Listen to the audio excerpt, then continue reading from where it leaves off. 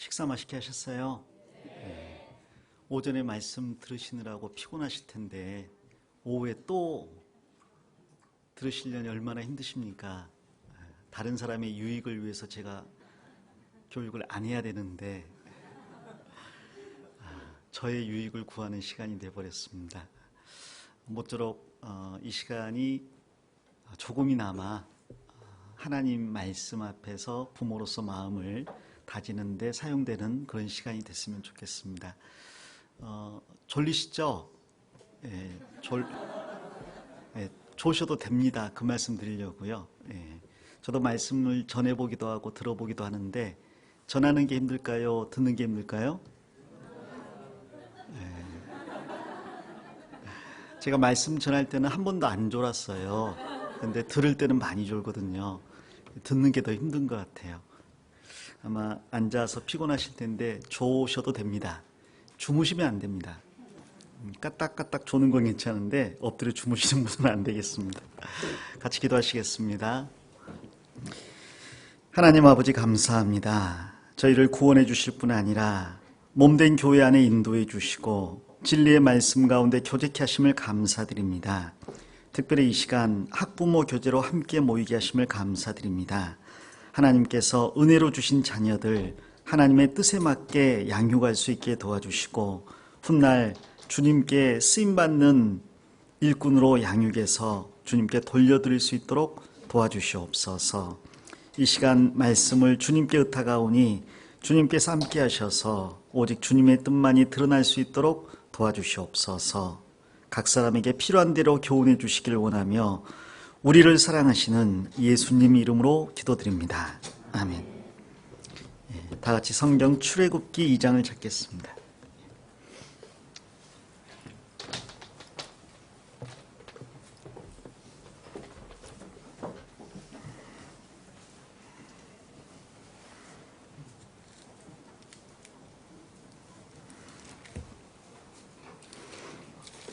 출애굽기 2장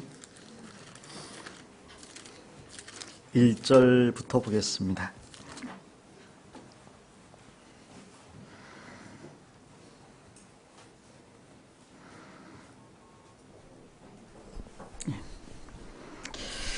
레위 족속 중 한 사람이 가서 레위 여자에게 장가들었더니 그 여자가 잉태하여 아들을 낳아 그 준수함을 보고 그를 석 달을 숨겼더니 더 숨길 수가 없게 되매 그를 위하여 갈상자를 가져다가 역청과 나무 진을 칠하고 아이를 거기 담아 하숫과 갈대 사이에 두고 그 누이가 어떻게 되는 것을 알려고 멀리 섰더니 바로의 딸이 목욕하러 하수로 내려오고 시녀들은 하숫가에 거닐 때에 그가 갈대 사이에 상자를 보고 시녀를 보내어 가져다가 열고 그 아이를 보니 아이가 우는지라. 그가 불쌍히 여겨 가로되 이는 히브리 사람의 아이로다. 그 누이가 바로의 딸에게로 이르되 내가 가서 히브리 여인 중에서 유모를 불러다가 당신을 위하여 이 아이를 젖먹이게 하리이까. 바로의 딸이 그에게 이르되 가라. 그 소녀가 가서 아이의 어미를 불러오니 9절 10절 같이 읽겠습니다. 바로의 딸이 그에게 이르되 이 아이를 데려다가 나를 위하여 젖을 먹이라. 내가 그 삭슬 주리라. 여인이 아이를 데려다가 젖을 먹이더니 그 아이가 자라매 바로의 딸에게로 데려가니 그의 아들이 되니라. 그가 그 이름을 모세라 하여 가로되 이는 내가 그를 물에서 건져내었음이라 하였더라. 됐습니다.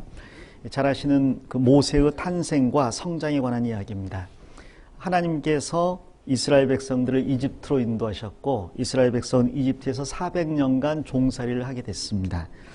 바로 즉 마귀를 상징하는 이집트의 왕은 이스라엘 민족이 번성하는 걸 두려워해서 이스라엘 민족을 없애버리려고 계획을 세웠습니다. 첫 번째 계획은 그들의 역사를 엄하게 하는 거였어요. 문제는 핍박을 받을수록 숫자가 줄어드는 게 아니라 더 번성하는 겁니다. 그래서 계획을 바꾸었는데 바로 히브리 아이 중에서 남자아이가 태어나면 죽이게 하고 여자아이가 태어나면 살리게 하는 겁니다. 자, 이건 아주 효과적인 방법이라고 말할 수가 있겠죠. 어른을 죽이는 것은 굉장히 힘들죠. 그러나 갓 태어난 아이를 그 자리에서 눌러버리는 것은 누구나 할 수 있는 일이에요. 또한 쉬울 뿐 아니라 확실한 방법입니다. 남자만 없으면 히브리 민족은 번성할 수가 없겠잖아요. 가장 쉽고 확실한 하나님의 백성을 핍박하는 방법은 아이 때부터 공격하는 겁니다. 그래서 마귀가 이 작전을 썼고 이 작전은 그 후로도 두고두고 사용이 많이 됐어요. 예를 들어서 남유다의 아달랴라는 여왕이 있었는데 이 아달랴라는 여왕은 그 유명한 아합 왕의 딸입니다. 남유다로 시집와 가지고 마귀의 계획을 실행에 옮겼는데 하나님께서 그리스도가 다윗 가문에서 태어난다고 했잖아요. 근데 아달랴라는 이 여왕은 자기 아들이 북이스라엘에 갔다가 거기에서 예후한테 맞아 죽으니까 그 손자들을 직접 다 죽여버렸어요. 그리고 자기가 여왕으로 등극을 했습니다. 그렇게 되면 그리스도의 가문이 끊어져 버리잖아요. 그리고 다윗 가문에서 그리스도가 난다는 하나님의 말씀은 거짓이 될 겁니다. 아주 쉽고도 확실한 방법을 썼는데 그때도 하나님은 한 명의 아이를 보호해 주셨습니다. 그래서 요시아라는 아주 그 어린아이 한 명을 하나님이 보호하셔서 다윗 가문을 이으셨어요. 자, 예수님이 태어났을 때도 마귀가 또 공격을 했죠. 그래서 헤롯 대왕을 통해서 2살 이하의 아이를 다 죽게 했습니다. 그렇게 하면 그리스도가 못 태어날 거라고 생각한 거죠. 역사 가운데서 마귀는 계속해서 아이들을 공격을 합니다. 그게 쉽고 편하고 확실하니까. 실제로 그게 성공한 시대가 사사기 시대입니다. 사사기 시대 때 이스라엘 민족들은 그 여호수아의 지도하에서 가나안 땅을 다 얻어냈어요. 그리고 가나안을 다스리는 사람들이 되었고 거기에 있는 족속들은 종이 됐죠. 그런데 놀랍게도 자기들은 신앙생활 잘했지만 후손들에게 신앙 교육하는 데는 완전히 실패해버렸습니다. 그래서 여호수아와 그 세대 사람이 다 죽고 나니까 그 다음 세대는 여호와를 알지 못하였더라 그랬죠. 그리고 여호와를 알지 못하니까 어디로 가든지 패하고 결국은 땅을 다 뺏기고 적들에게 그 노예 생활하는 그런 시대가 사사시대가 됩니다. 그러니까 우리 시대 때 우리끼리 신앙생활 잘하는 것도 중요하지만 항상 마귀가 우리 다음 세대를 공격한다는 걸 알고 다음 세대에게 신경을 쓰고 그 복음을 계속 이어가려고 애쓰는 것은 너무나 중요한 문제라고 할 수가 있어요. 교회사를 뒤져보면 그 200년 이상 복음이 지속된 경우가 없다고 이야기합니다. 실제로 그런 것 같아요. 초대교회 때도 한 200년 되니까 복음이 흐려져 버리고 이제 카톨릭 시대로 접어들잖아요. 요한계시록에 보면 7교회가 나오죠. 에베소, 서머나, 버가모, 두아디라, 사대, 빌라델피아, 라오디게아. 근데 7교회의 도덕적인 면을 보면 갈수록 타락하는 걸 볼 수가 있어요. 시대적으로도 교회가 타락해 가는 거지만 시간이 흐를수록 교회가 타락하는 걸 이야기할 수 있습니다. 물론 그중에 서머나 교회나 빌라델피아 같은 교회도 있지만 전반적으로는 교회가 타락이 가죠. 예를 들어서 에베소 교회 같은 경우는 첫사랑만 버렸습니다. 그러나 버가모 교회 같은 경우에는 그 우상의 재물을 먹고 행음하는 일이 있었어요.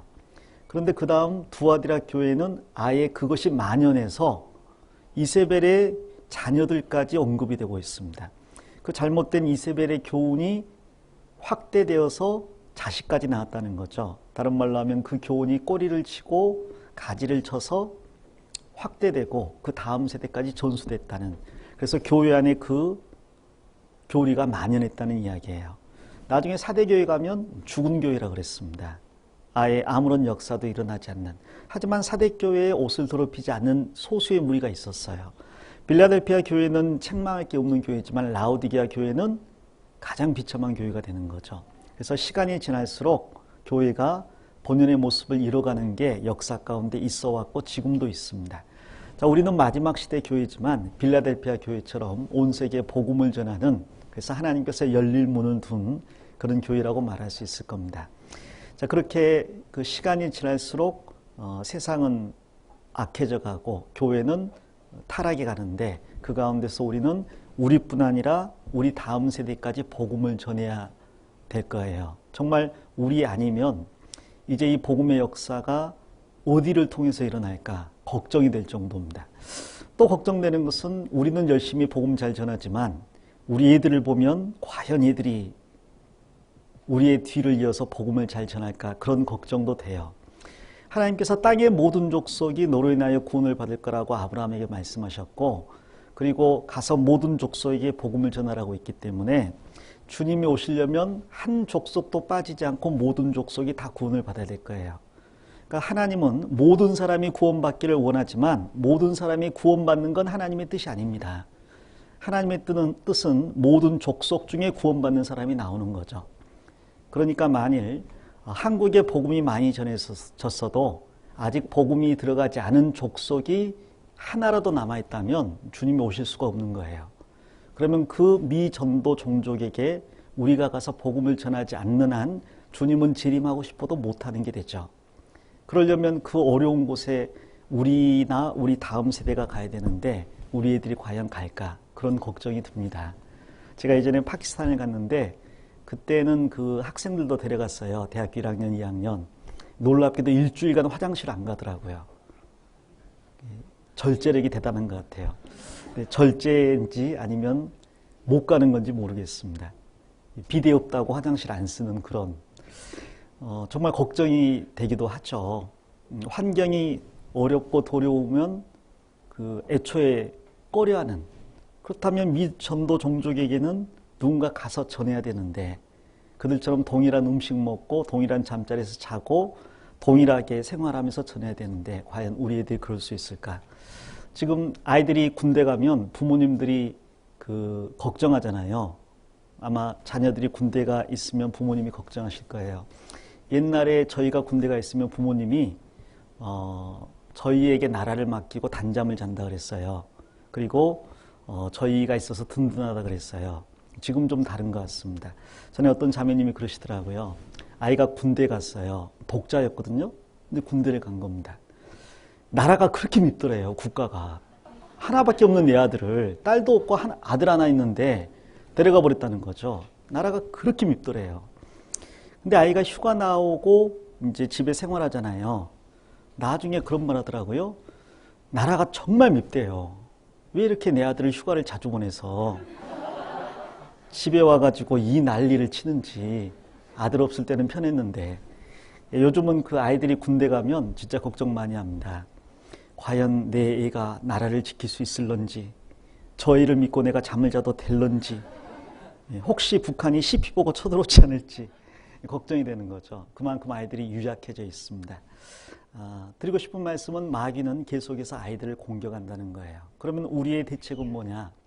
출애굽기 1장에 마귀가 아이를 공격하는 게 마귀의 방법이라면 2장에서 하나님은 한 명의 아이를 태어나게 한 게 하나님의 방법이었어요. 하나님은 어떤 시스템이나 제도라든지 초자연적인 기적으로 이스라엘을 구원한 게 아니라 한 명의 아이가 태어나게 하셨습니다. 그러므로 아이가 태어나는 한 하나님께서 나라를 포기하지 않으셨다. 이렇게 생각하는 사람들도 많이 있어요. 자, 이 모세 한 명이 태어남으로써 역전이 되어버렸죠.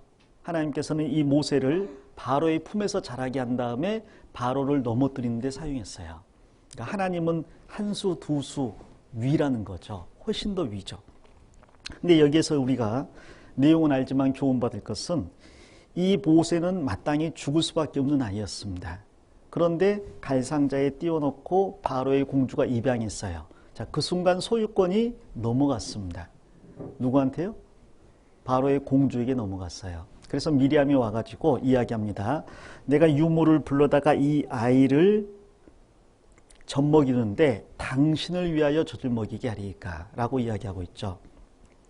분명히 어머니 요게벳이 있는데 어머니를 위해서 젖먹이는 게 아니라 바로의 공주를 위해서 젖을 먹이겠다고 이야기를 하는 겁니다. 바로의 공주도 똑같은 이야기합니다. 요게벳을 불러가지고 이 아이를 데려다가 나를 위하여 젖을 먹이라 그랬어요. 그래서 바로의 공주를 위해서 아이를 젖먹였습니다. 나중에 아이가 자라니까 바로의 딸에게 데려가니까 그의 아들이 되었습니다. 그러면 이상하잖아요. 내가 잉태했고 내가 출산했고 내가 젖먹였는데 내 아들이 아니라는 거죠. 근데 실제로 소유권이 넘어간 거예요. 자, 여기에서 우리가 이제 적용시켜서 교훈을 받는다면 사람들은 이 아이는 내 아이다라고 생각하는 성향이 있습니다. 왜? 내가 배 아파서 내가 출산해서 내가 젖먹여 길렀으니까 내 아들, 내 아들, 내 아들, 내 아들, 내 딸, 내 딸 이렇게 이야기하는 거죠. 그런데 그렇게 이야기하는 순간 소유권이 불분명한 겁니다. 이제 구원받기 전에는 그렇게 말해도 상관없을 거예요. 하나님이 안 계시니까. 구원받는 순간 나의 모든 것은 하나님 거예요. 그래서 이 아이도 내 아이가 아니라 하나님의 아이입니다. 그러므로 다른 말로 하면 이 아이를 내가 데려다가 하나님을 위하여 젖을 먹인 다음 아이가 자라면 하나님께 돌려드려야 되는 거예요. 그러면 하나님의 자녀가 되는 거죠. 하나님의 소유가 되는 거예요. 나는 손 떼야 되는 겁니다. 그래서 우리 부모님이 첫 번째 하셔야 될 것은 나에게 맡겨진 아이는 내 아이라기보다 하나님께서 나에게 맡기신 아이이고 훗날 내가 하나님께 떠나보내야 된다는 생각을 하셔야 돼요. 그 떠나보낼 때까지 합당한 준비를 갖춘 다음에 떠나보내는 게 부모의 역할이라고 하는 거죠. 그러면 부모는 뭐야? 애기 낳아주고 길러주고 떠나보내고 아무것도 없게? 근데 바로의 공주가 그런 말을 했죠. 내가 그 삭슬 주리라 그랬습니다. 바로의 공주가 주는 삭시니까 웬만한 삭시 아닐 거예요. 많은 삭스를 줬을 겁니다. 하나님께서 그 자녀를 잘 양육한 부모에게 주는 삭은 이런 삭과는 비교가 안 되는 겁니다. 여러분, 사라가 거룩한 부녀라고 하나님이 이야기한 거 아시죠? 그 베드로 전서 3장에 보면 전에 하나님께 소망을 두었던 저 거룩한 부녀들도 그랬는데 그 뒤에 사라 이야기가 나와요. 하지만 거룩한 부녀들이라 그랬으니까 사라와 같은 여자들을 거룩한 부녀들이라고 했습니다. 놀라운 것은 그 거룩이라는 단어가 하나님께 쓰이고 천사에게 쓰이고 그 다음 사람한테 쓰일 때는 구약에는 선지자에게만 쓰였고요. 신약에는 사도들에게 쓰였어요. 그러니까 남자가 거룩하다는 말을 들으려면 선지자급은 돼야 되고 사도급은 돼야 되는 거예요. 근데 여자는 사라급 되면 거룩하다 그랬어요. 근데 사라는 선지자도 아니고 사도도 아닙니다. 뭘 했을까요? 사라는 별로 한 게 없어 보이잖아요. 근데 그 밑에 왜 사라를 거룩한 부녀라고 했냐면 아무 일에도 놀라지 아니하고 또 아브라함을 주라 칭하고 섬겼다라고 되어 있습니다. 남편 하나 섬겼는데 그리고 자식도 많이 낳아 기른 게 아니에요. 몇 명 낳았어요? 한 명 낳아 길렀는데 하나님이 거룩하다 그랬어요. 그것은 당연한 겁니다. 남자와 여자에게 주신 역할이 다르기 때문에 남자에게 주어진 역할을 다 했을 때 하나님이 거룩하다고 한다면 여자에게 주신 역할이 다 이루어질 때 거룩하다라고 하시는 거예요. 하나님은 여자에게 잉태하는 고통과 해산하는 수고를 주셨지만 궁극적으로는 생육하고 번성하고 땅에 충만하라는 사명을 이룰 통로로 여자를 만드셨습니다. 그러므로 여자는 남편에게서 전해지는 하나님의 말씀을 듣고 하나님께 순종하는 게 첫 번째 일이죠. 남편을 통해서 하나님의 말씀을 전해 듣고 하나님께 순종하는 거죠. 그리고 그 말씀의 통로인 남편을 주라 칭하고 섬기는 겁니다. 두 번째는 그 사명에서 생육하고 번성하고 충만하라고 했으니까 건강한 자녀를 출산하고 잘 양육해서 하나님께 드리면 되는 거예요. 근데 사라 같은 경우는 거기에 모범이 되는 여자죠. 남편을 주라고 칭했습니다. 심지어 그 마음속으로도 남편을 주라고 칭했어요. 그래서 천사들이 와서 내년 이맘때에 아이가 있을 거라 그러니까 사라가 마음속으로 나도 늙고 내 주도 늙었는데 무슨 낙이 있겠느냐. 마음속으로 주라고 한 거예요. 입으로 남편 앞에서 주라고 하는 것은 쉽죠. 안 맞으려면 그렇게 해야 되겠죠. 그리고 월급 봉투 받으려면 그렇게 해야 되는데 근데 마음속으로는 이놈의 영감탱이 그럴 수 있을 텐데 주라고 칭했습니다. 어떤 분이 그러더라고요. 내 남편이 아브라함쯤 되면 나는 머리에 떠메고 산다고 그러시더라고요. 근데 잘 생각해 보세요. 아브라함은 사라를 2번 팔아먹었습니다. 2번 팔아먹고 뺏긴 게 아니에요. 팔아먹고 돈 받아서 그걸로 하나님의 개입 안 했으면 허랑방탕한 삶을 살았을 거예요. 우리 중에 남편이 좀 모자란 분이 있겠지만 2번 팔아먹은 그런 그 남편은 없잖아요. 물론 누가 사가지도 않겠지만 죄송합니다. 덕이 안 되는 말을 해서. 자, 그리고 남편이 아내를 그 사라를 2번 팔아먹었을 뿐 아니라 하갈이란 첩과 동침을 한 다음에 이스마엘을 낳았잖아요. 근데 이 하갈이 잉태하자마자 사라를 무시했습니다. 이제 보니까 이 아브라함은 문제가 없구만. 하갈이 불임 여성이구만 하고 이제 사라가 불임 여성이구만 하고 사라를 무시했겠죠. 사라가 화가 났잖아요. 자기 몸종이 지금 자기를 멸시하잖아요. 그래서 남편한테 혼 좀 내주라 그랬더니 아니 자기 아이 가졌다고 싸고 돌아요. 그래서 당신 종인데 왜 나한테 당신 알아서 하고요. 그러는 거예요. 화나잖아요. 그러니까 사라는 저 여자로서는 낙이 없는 여자입니다. 실제로는 여자는 낙이 있다면 남편 자랑, 그 다음 자식 자랑인데 남편은 자기 팔아먹고 첩하고 노닥거리고 자식은 없고, 그러니까 소망을 둘 데가 하나님밖에 없어요.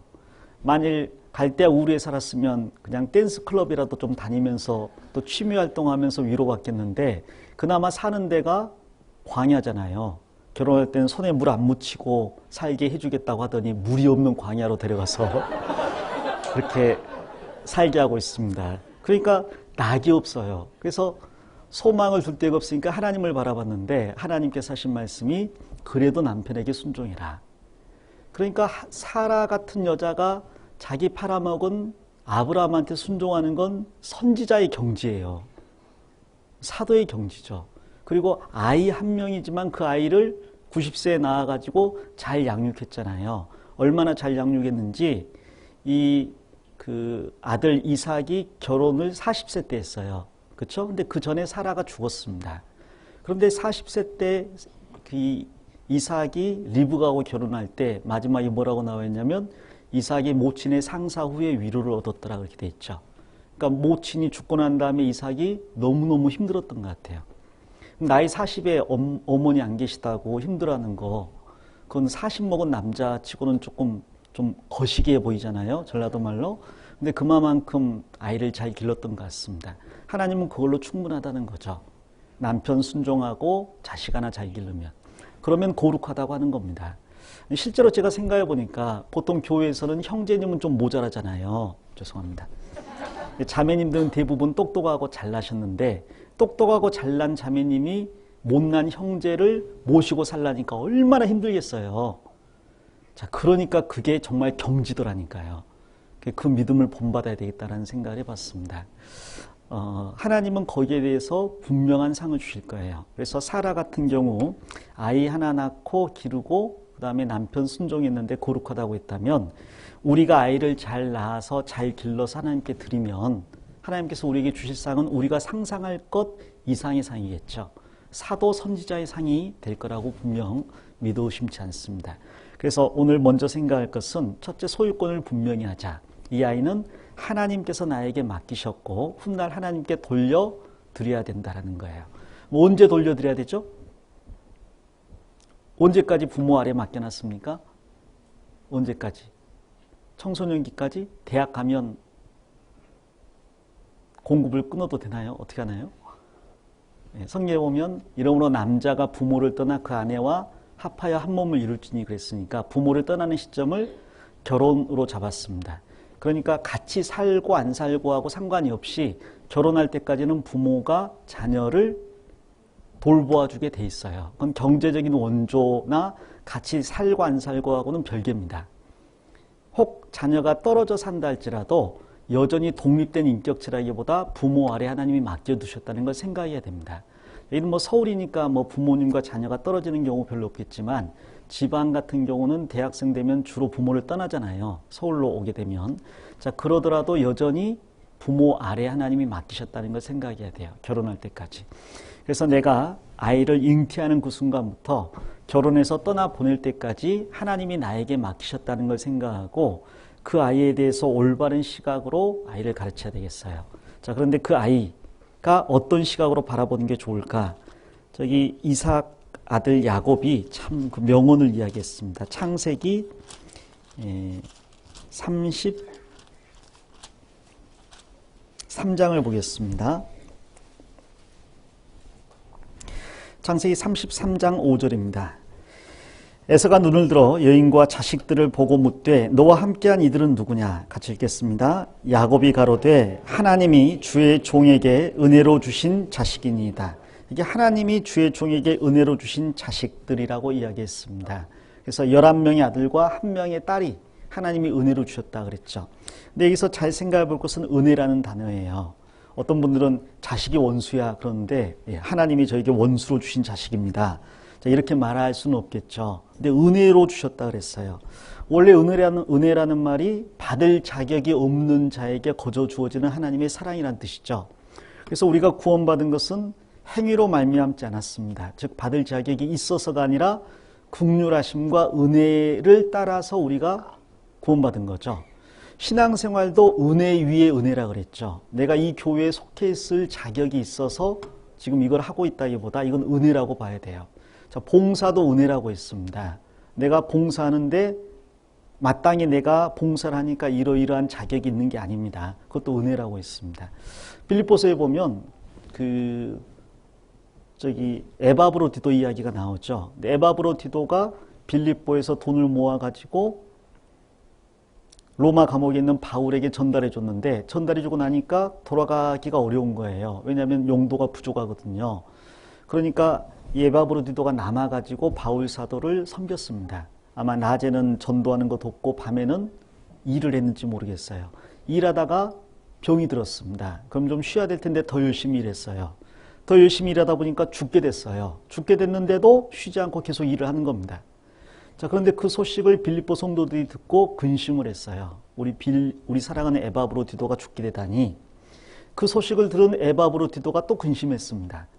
나 때문에 근심하면 안 되고 복음과 바울 사도를 위해서 근심해야 될 텐데 나 같은 사람 대신 근심하다니 하고 근심을 한 거예요.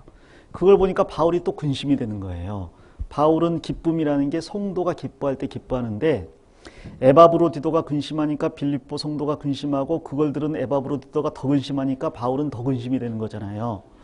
그래서 안 되겠다 싶어서 에바브로디도가 나으니까 돌려보냈습니다. 돌려보내버리면 디모데도 가고 에바브로디도도 가버리면 혼자 남잖아요. 도울 사람이 없고 경제적으로 혹은 복음 전하는데 어떤 물질적으로 힘들겠죠. 그런데 에바브로디도가 가면 빌립보 성도가 에바브로디도가 나은 걸 보고 기뻐하고 그걸 본 에바브로디도는 또 기뻐하고 그러면 바울은 그걸 보고 기뻐하겠다라고 생각을 한 겁니다. 근데 거기에 중요한 단어가 나와 있는데 하나님께서 저를 긍휼히 여기사 저를 살리셨고 저뿐 아니라 또 나를 긍휼히 여기사 살려주셨다는 말씀이 있어요. 근데 그게 이해가 잘 안 됐습니다. 긍휼히 여기셨다, 은혜로 주셨다 같은 말인데 그러면 에바브로디도가 안 죽고 살아난 게 긍휼히 여기셨기 때문에, 즉 은혜를 베푸셨기 때문에, 그러면 은혜가 받을 자격이 없는 자에게 거저 주어지는 사랑이면 그럼 에바브로디도는 살 자격이 없었습니까? 죽어 마땅한 거였어요? 그리고 바울 사도에게도 긍휼을 더했다 그랬는데 그럼 바울 사도는 혼자 죽을 똥살똥 고생해야 마땅한 거고 디모데나 에바브로디도 같은 동역자가 있는 게 그게 은혜예요? 데려가면 그게 마땅한 겁니까? 근데 바울 사도는 그걸 정확하게 알았습니다. 에바브로디도나 바울이나 사실은 구원받은 순간부터 내 건 하나도 없는 거예요. 그건 다 주님 거예요. 나에게 있는 것은 주님이 은혜로 더해준 겁니다. 그러니까 에바브로디도 같이 열심히 주님 일을 했는데 병에 걸렸다고 해서 주님이 잘못한 게 아닙니다. 심지어 죽게 한다고 해서 주님이 잘못한 게 아니에요. 어떤 분은 오해해서 내가 이렇게 주님 일 열심히 하는데 왜 내 생명을 이렇게 위태롭게 하십니까? 하고 원망할 수 있는데 소유권이 잘못됐습니다. 바울사도도 마찬가지입니다. 혼자 100번, 1000번 주님 위해 죽어도 은혜 못 갚는다 그러잖아요. 그런데 하나님께서 바울사도를 사랑하셔서 동역자를 붙여주셨을 뿐이에요. 나중에 그 동역자를 빼간다고 해서 하나님이 잘못한 게 아닙니다. 바울사도가 에바브로디도 같은 충성된 동역자를 받을 만한 자격이 있어서 하나님이 주신 게 아니에요. 하나님이 은혜로 주신 거죠. 에바브로디도가 생명이 붙어있는 게 마땅한 게 아닙니다. 은혜로 주신 겁니다. 그런데 하나님이 취해갈 수 있는데 다시 주신 거니까 은혜를 더하신 거죠. 이 자녀도 마찬가지입니다. 은혜로 주신 자녀라 그랬는데 내가 이 자녀를 낳은 것이 마땅한 거냐, 받을 자격이 있어서 이 자녀가 나에게서 태어난 거냐, 어떤 경우는 왜 나에게서 이 같은 자식이 태어났느냐 이렇게 생각할지도 모르겠습니다. 그런데 어떤 자녀가 됐건 은혜로 주신 자식입니다. 이 야곱은 11명의 아들에 대해서 잘 알고 있었어요. 그 중에 르우벤 같은 경우는 서모 비라하고 나중에 동침하잖아요. 나중에 이 시몬과 레위 같은 경우는 아버지한테 말 안 하고 칼부림까지 하잖아요. 자식들 때문에 얼마나 고생 많이 했는지 말로 못합니다. 그러나 야곱은 12명의 아들들에 대해서 은혜라고 생각을 했습니다. 그게 비록 자기가 사랑하는 라헬을 통해서 난 자녀가 아니라 할지라도 하나님이 나에게 은혜로 주셨다 그랬습니다. 사실 내가 따지고 보면 결혼해서 자녀를 낳는 사람이 될 거라고 생각을 못했습니다. 저는 구원받을 때. 그때 대학교 3학년이었는데 장가 갈 줄은 생각을 못했어요. 애기 낳을 것도 생각을 못했습니다. 애가 지금 고3인데 이만큼 클 줄도 생각을 못했어요. 애를 위해서 제가 해준 건 하나도 없는데 그나마 애가 알아서 잘 커서 참 감사합니다. 뭐 엄마한테 바랄 거 없고 아빠한테 바랄 거 없으니까 살아남으려면 혼자 커야지 별 수 있겠습니까마는. 그런데 생각해 보면요, 진짜 그 아이가 우리 집에 있는 게 은혜죠. 내가 그 아이를 만든 것도 아니고 기른 것도 아닌데 주님께서 낳게 해주시고 길러주시고 나한테 많은 기쁨을 주시잖아요. 그래서 자녀는 전부 다 하나님이 주신 은혜라는 것을 우리가 먼저 새겨야 되겠습니다. 심지어 요한복음 9장에 보면 소경 중에 날 때부터 소경된 아이가 있죠. 장애를 가지고 태어났어요. 그럼 그 아이가 나에게서 태어난 건 은혜일까요? 하나님이 아이를 통해서 나를 징계하시는 겁니까? 사람들은 대부분 그렇게 생각을 합니다. 그래서 날 때부터 소경된 자가 있을 때 예수님의 제자들이 예수님이 날 때부터 소경된 자를 보는 걸 보시고 이렇게 물었죠. 예수님, 이 사람이 소경으로 태어난 것이 이 사람의 죄입니까? 부모의 죄입니까? 사람들의 시각은 그렇습니다. 나중에 종교인도 뭐라고 합니까? 네가 온전히 죄 중에 나서 우리를 가르치려고 하느냐 하고 쫓아내버렸거든요. 이 소경은 제일 듣기 싫은 말이 그 말일 거예요. 돈 안 줄 거면 그냥 가세요. 거린이었잖아요. 근데 자기가 눈을 못 보고 거린이어서 얼마나 비참한 삶을 살았는지 모를 거예요. 아마 부모가 사랑해서 정혼하고 결혼했는데, 그리고 정말 임신했을 때 그렇게 기뻐했는데, 태어났는데 아이를 이뻐하다가 보니까 뭔가 이상해요. 나중에 보니까 날 때부터 소경이야. 근데 종교인들은 그게 아이 죄니 혹은 부모 죄니 이야기하고 있습니다. 그럼 부모는 얼마나 괴롭겠습니까? 장애아가 태어나면 돈도 많이 들잖아요. 정말 부모가 있었는데 거린 생활했다는 걸 보니까 그 집안 전체가 어려웠던 것 같습니다. 근데 생각해보면 그 정말 고통스러운 것은 그 가난한 게 아니죠. 그 질문이죠. 누구 잘못입니까? 얘가 잘못입니까? 얘가 잘못이라면 억울하잖아요. 아기가 엄마 뱃속에서 뭔 죄를 그렇게 많이 지었길래 날 때부터 소경으로 태어나야 되겠어요. 부모 잘못입니까? 아마 부모님이 서로 의심했을지 몰라요. 왜 이런 애가 나한테서 태어났지? 이 사람이 혹시? 아이는 부모님이 혹시? 그러니까 집안의 뭐 기쁨, 평강은 다 깨져버리고 서로 간의 그 고통이 말도 못하게 있었을 거예요. 정말 장애를 가지고 태어난 아이를 기르는 부모님의 마음은 우리는 헤아리기 어렵죠. 그 당사자는 더 헤아리기 어려울 거예요. 그리고 정말 한 가지 알고 싶었을 겁니다. 도대체 누구 죄입니까? 그거라도 좀 압시다. 자, 그런데 예수님께서는 놀라운 말씀을 하셨습니다. 첫째, 이 사람의 죄가 아니다 그랬죠. 그 한마디가 그 소경을 평생 동안 괴롭게 했던 죄의 문제로부터 해방시켜줬어요. 내 죄가 아니었구나. 그래, 그럼 그렇지. 내 죄가 아니지. 내가 엄마 뱃속에서 뭔 죄를 그렇게 지었겠어. 그래, 역시나 엄마 아빠였어. 그런데 그 다음에 한 말은 그 부모가 죄를 지은 것도 아니라 그랬습니다. 하나님께서는 부모의 죄를 자녀가 담당하지 않는다 그랬잖아요. 누가 죄 지었어요? 누구 죄예요, 그건?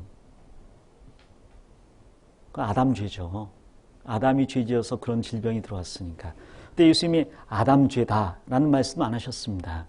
그랬으면 이제 아담 쫓아가서 이제 잡아가지고 이제 너 때문에 막 그럴 거 아니에요. 그건 덕이 되는 말이 아니죠. 이 사람이나 그 부모가 죄를 지은 것이 아니라, 그리고 놀라운 말씀하셨죠. 이 사람에게서 하나님이 하시는 일을 나타내고자 합니다. 그것은 미래적인 일입니다. 사람들은 과거에 이 아이가 무슨 죄 지어서 부모가 무슨 죄 지어서 이렇게 됐느냐 이 이야기하고 있을 때 예수님은 하나님은 이 사람을 통해서 미래의 큰 역사를 드러내려고 하는데 그걸 위해서 태어날 때부터 소경으로 나게 했다. 아니 그 일이 얼마나 크길래 소경으로 태어나게 하셨단 말입니까? 그런데 그 요한복음 9장과 10장을 읽어보면요.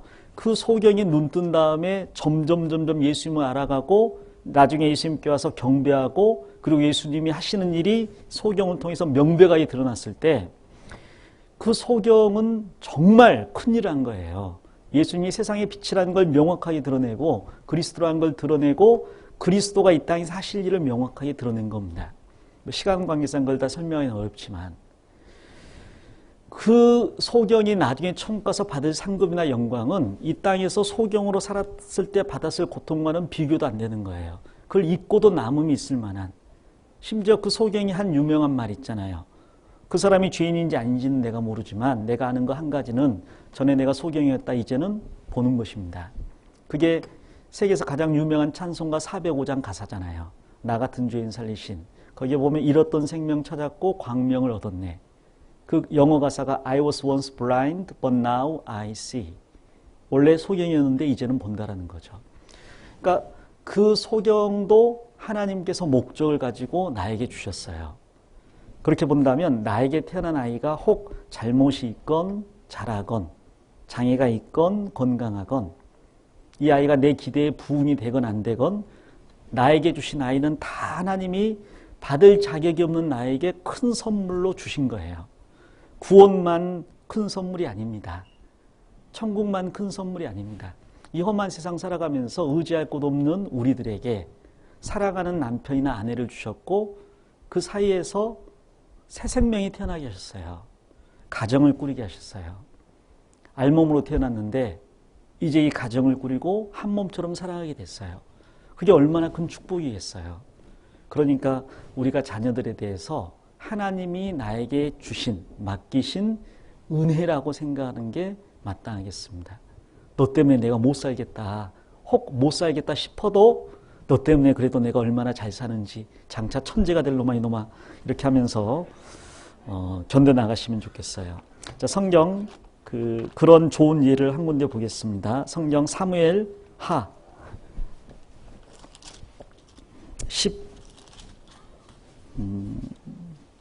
17장을 보겠습니다.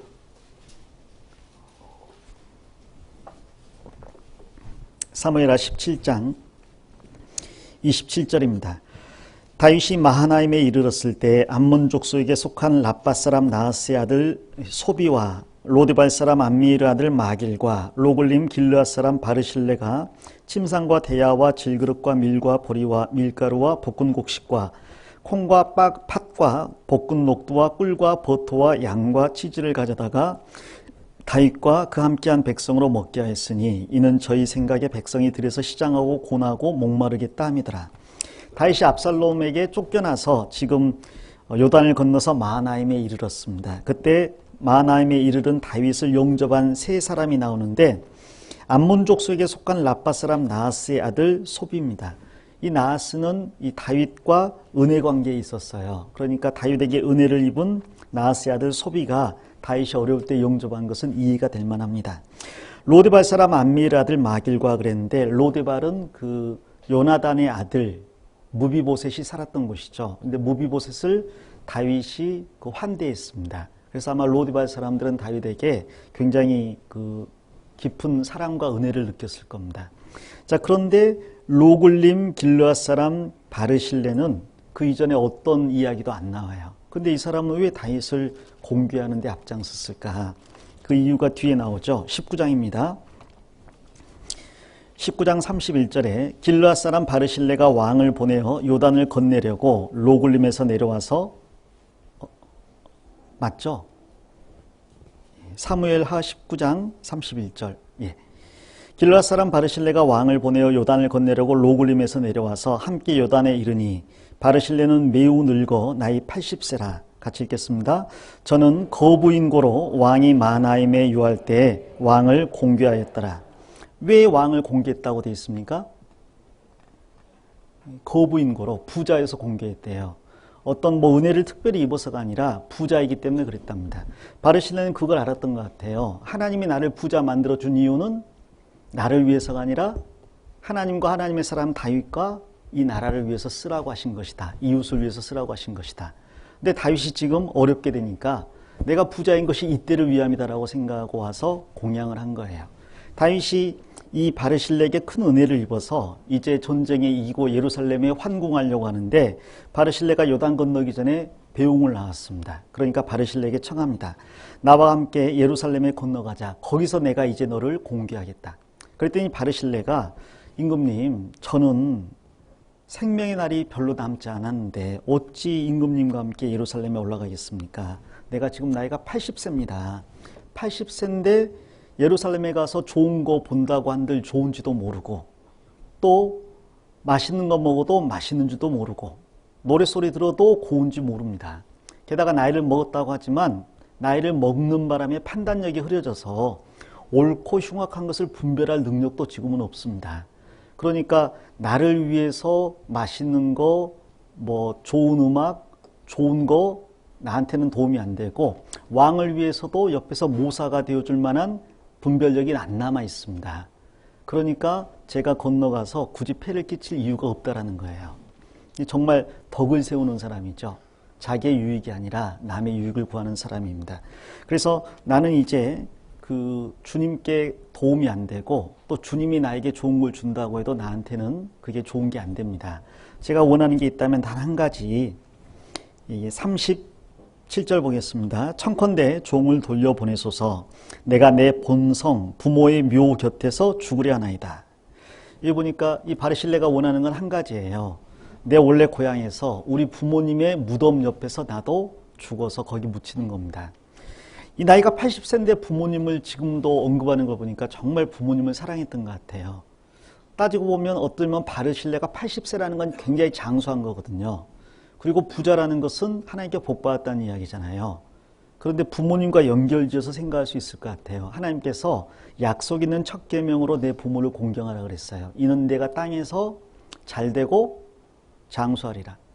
그래서 바르실레는 부자고 장수했는데 어쩌면 정말 이 부모님을 생각하는 마음이 극진했기 때문인 것 같습니다. 나는 지금 바라는 거 아무것도 없습니다. 이제 이 남은 삶 얼마나 남았는지는 모르지만 이 땅에 살다가 죽으면 우리 어머니 아버지 곁에 매장되면 그걸로 끝입니다.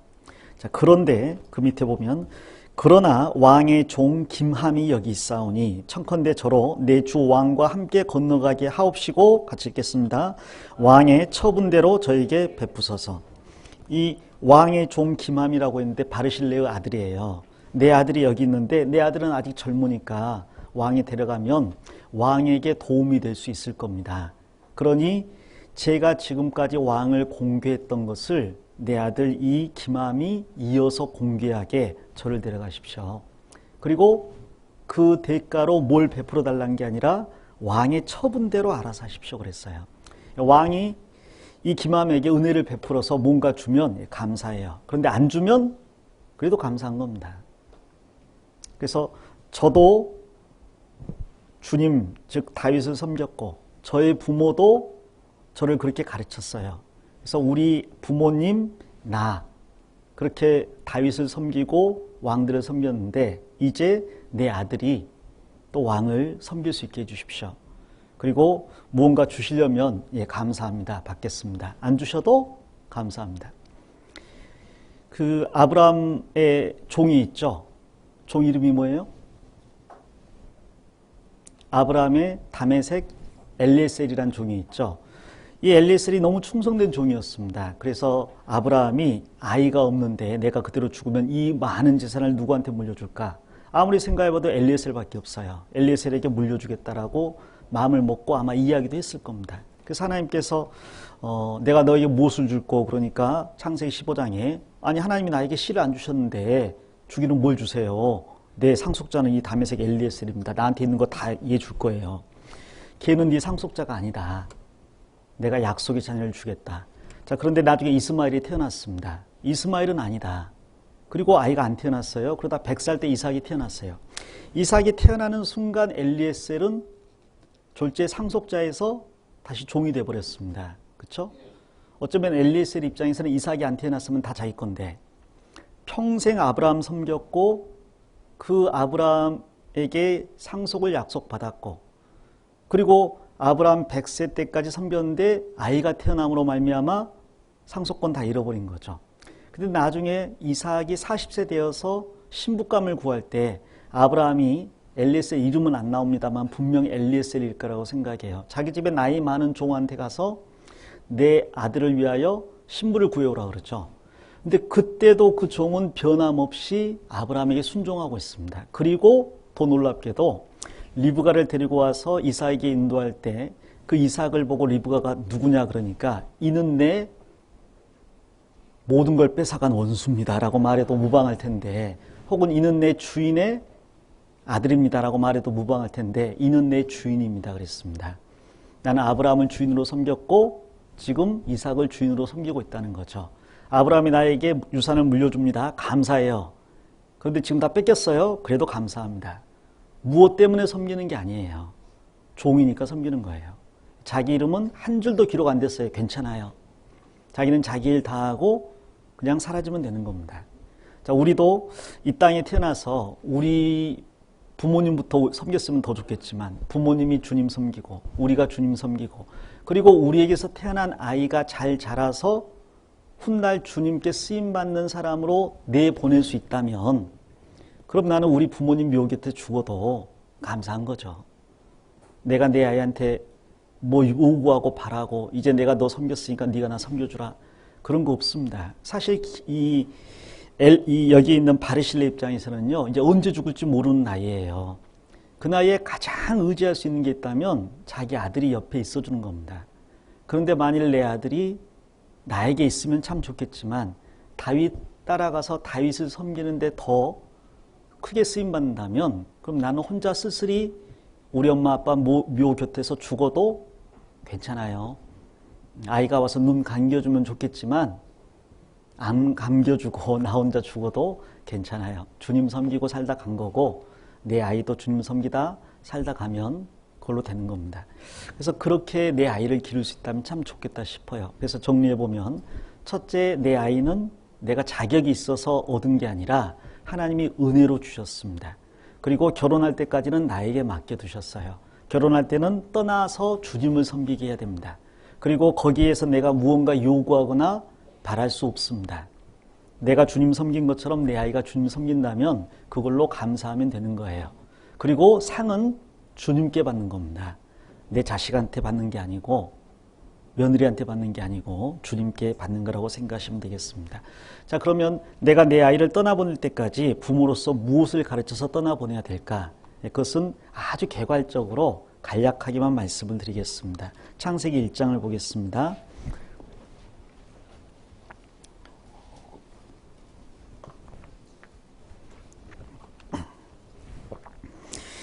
(1장) 27절입니다. 하나님이 자기 형상 곧 하나님의 형상대로 사람을 창조하시되 남자와 여자를 창조하시고, 하나님이 그들에게 복을 주시며 그들에게 이르시되 생육하고 번성하여 땅에 충만하라. 땅을 정복하라. 바다의 고기와 공중의 새와 땅에 움직이는 모든 생물을 다스리라 하시니라. 하나님이 가라사대 내가 온 지면에 씨 맺는 모든 채소와 씨 가진 열매 맺는 모든 나무를 너희에게 주노니 너희 식물이 되리라. 됐습니다. 이게 하나님이 창조한 계략이죠. 여기에서 간략하게만 살펴보겠습니다. 하나님께서는 모든 일을 하나님의 영광을 위해서 하신다고 했습니다. 창조도 하나님의 영광을 위해서 하신 일이죠.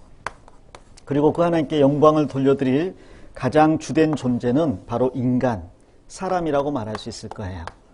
그리고 사람뿐 아니라 모든 피조물도 사실은 창조주 하나님께 영광을 돌려야 되는데, 그 피조물을 다스려서 함께 하나님께 영광 돌릴 존재가 바로 인간인 거죠. 그래서 하나님은 사람에게 첫 번째 복을 주시고 모든 걸 다스리게 하셨습니다. 그러면 두 번째, 인간은 그 창조주 하나님에 대해서 마땅히 이루어야 될 사명이 있다는 거죠. 그 사명을 잘 이루었을 때 하나님은 그 사람을 하나님의 영광에 참여시킬 거예요. 그래서 천국에서 하나님처럼 된 사람이 가득하게 할 겁니다. 그러면 하나님처럼 된 사람들이 천국에서 우리 같은 인간을 하나님의 영광에 참여시켜 주시니 감사합니다 하고 계속 찬송만 하겠죠. 그게 요한계시록 내용입니다. 원래는 이것이 바르게 이루어졌어야 될 건데, 인간이 범죄함으로 말미암아 목표는 안 바뀌었지만 그 안에 많은 수고, 슬픔, 고통, 저주, 죽음이 개입되게 됐습니다. 그러더라도 하나님의 창조의 목표는, 그리고 그 목표를 이루는 과정은 전혀 안 바뀌었습니다. 어떻게 하나님께 영광을 돌리느냐? 첫째, 사람은 하나님을 알고 그 하나님께 감사하며 그 하나님을 찬송하며 그 하나님을 순종하는 삶을 살아야 되겠죠.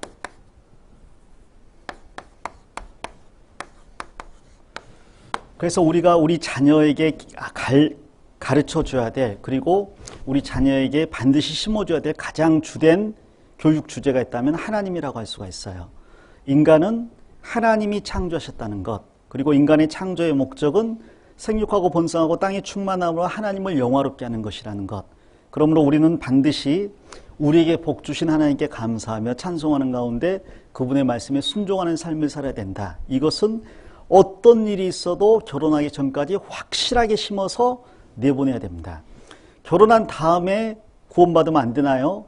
자, 그런데 디도서 1장에 보면요, 장로의 자격 요건 중에서 그 장로는 책망받을 것이 없고 한 아내의 남편이 되며 불순종하거나 거스리는 일이 없는 믿는 자녀를 둔 자라야 할지니라 그랬거든요. 그러니까 장로라는 말은 목사나 혹은 교회에 앞서서 일하는 지도자인데, 그 지도자의 자격 요건이 책망받을 것이 없고, 즉 법정에서 공개적으로 유죄 판결 받은 적이 없어야 된다는 겁니다. 두 번째로 한 아내의 남편이며, 이 말은 아내를 둘 두면 안 된다는 이야기예요. 혹은 이혼하고 재혼을 했다 그러면 다른 건 괜찮아도 목사나 혹은 지도자는 안 된다는 거죠. 사별하고 결혼한 경우는 괜찮다고 되어 있습니다. 혹은 바울처럼 결혼 안 한 사람도 괜찮은 겁니다.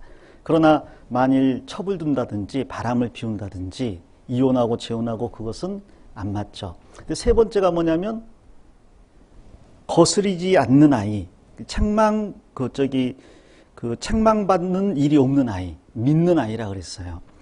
그러면 내 아이가 꾸지람 받을 때도 있고 거스릴 때도 있고 아직 구원 안 받을 때도 있는데, 그러면 나는 옷 벗어야 되는 건가? 이런 생각이 들 수가 있잖아요. 근데 공부를 해보니까 거기에 이런 뜻이 포함되어 있습니다. 교정 불가능한 상태의 불순종이나 책망 받는 내용이나 혹은 교정 불가능한 상태의 안 믿는 자녀예요. 언제까지가 교정 가능하냐? 그러니까 부모 아래에 있을 때는 그나마 교정이 가능하다고 할 수가 있겠죠. 근데 결혼해서 떠나버리면 같이 살 때도 그랬는데 심지어 따로 살면 더 힘들 거 아니에요.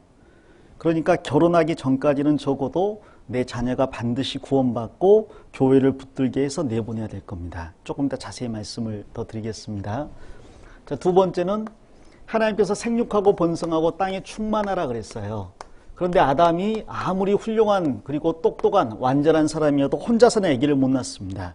하나님, 제가 다스리라고 해서 제가 동물들 이름 지어주면서 다스리고 있는데, 그런데 생육하고 번성하는 건 혼자는 도저히 못하겠는데요, 하나님이 일부러 그렇게 만들어 놓으시고 돕는 배필을 주셨어요.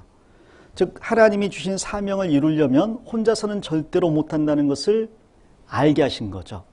그리고 그 사명을 이루려면 반드시 두 사람 이상이 연합해서 그 일을 이루어야 된다는 거예요. 그 바탕은 서로 사랑하는 가운데 가정을 꾸려서 협력함으로써 그 결과적으로 또 다른 생명이 태어나게 한 겁니다. 그래서 가정은 교회의 축소판이죠. 교회의 일꾼은 가정의 가장인 아버지나 어머니의 모습입니다. 그리고 교회에 오래된 사람은 큰형의 모습이라면 새로 구원받은 사람은 막 태어난 아이의 모습이라고 하겠죠. 그래서 사람이 두 번째인데, 아이에게 우리가 가르쳐야 될 건 뭐예요? 너는 혼자서는 결코 이 세상에서 살아갈 수 없다. 우리는 불완전한 존재이고 하나님은 혼자서가 아니라 둘 이상이 협력해서 하나님의 일을 이루게 만들어 놓았다. 그러므로 내 옆에 있는 사람은 너의 경쟁자나 라이벌이 아니라 돕는 배필이고, 너가 할 수 없는 것을 가지고 있는 사람이다. 그러므로 사랑하는 가운데 협력해서 하나님의 사명을 같이 이루어야 될 사람이다. 사명을 이루어야 될 사람이다. 이것을 반드시 심어줘야 됩니다. 근데 우리는 이제 경쟁 사회에 살고 있다 보니까 이걸 심어주기보다는 경쟁을 더 많이 심어주는 것 같아요.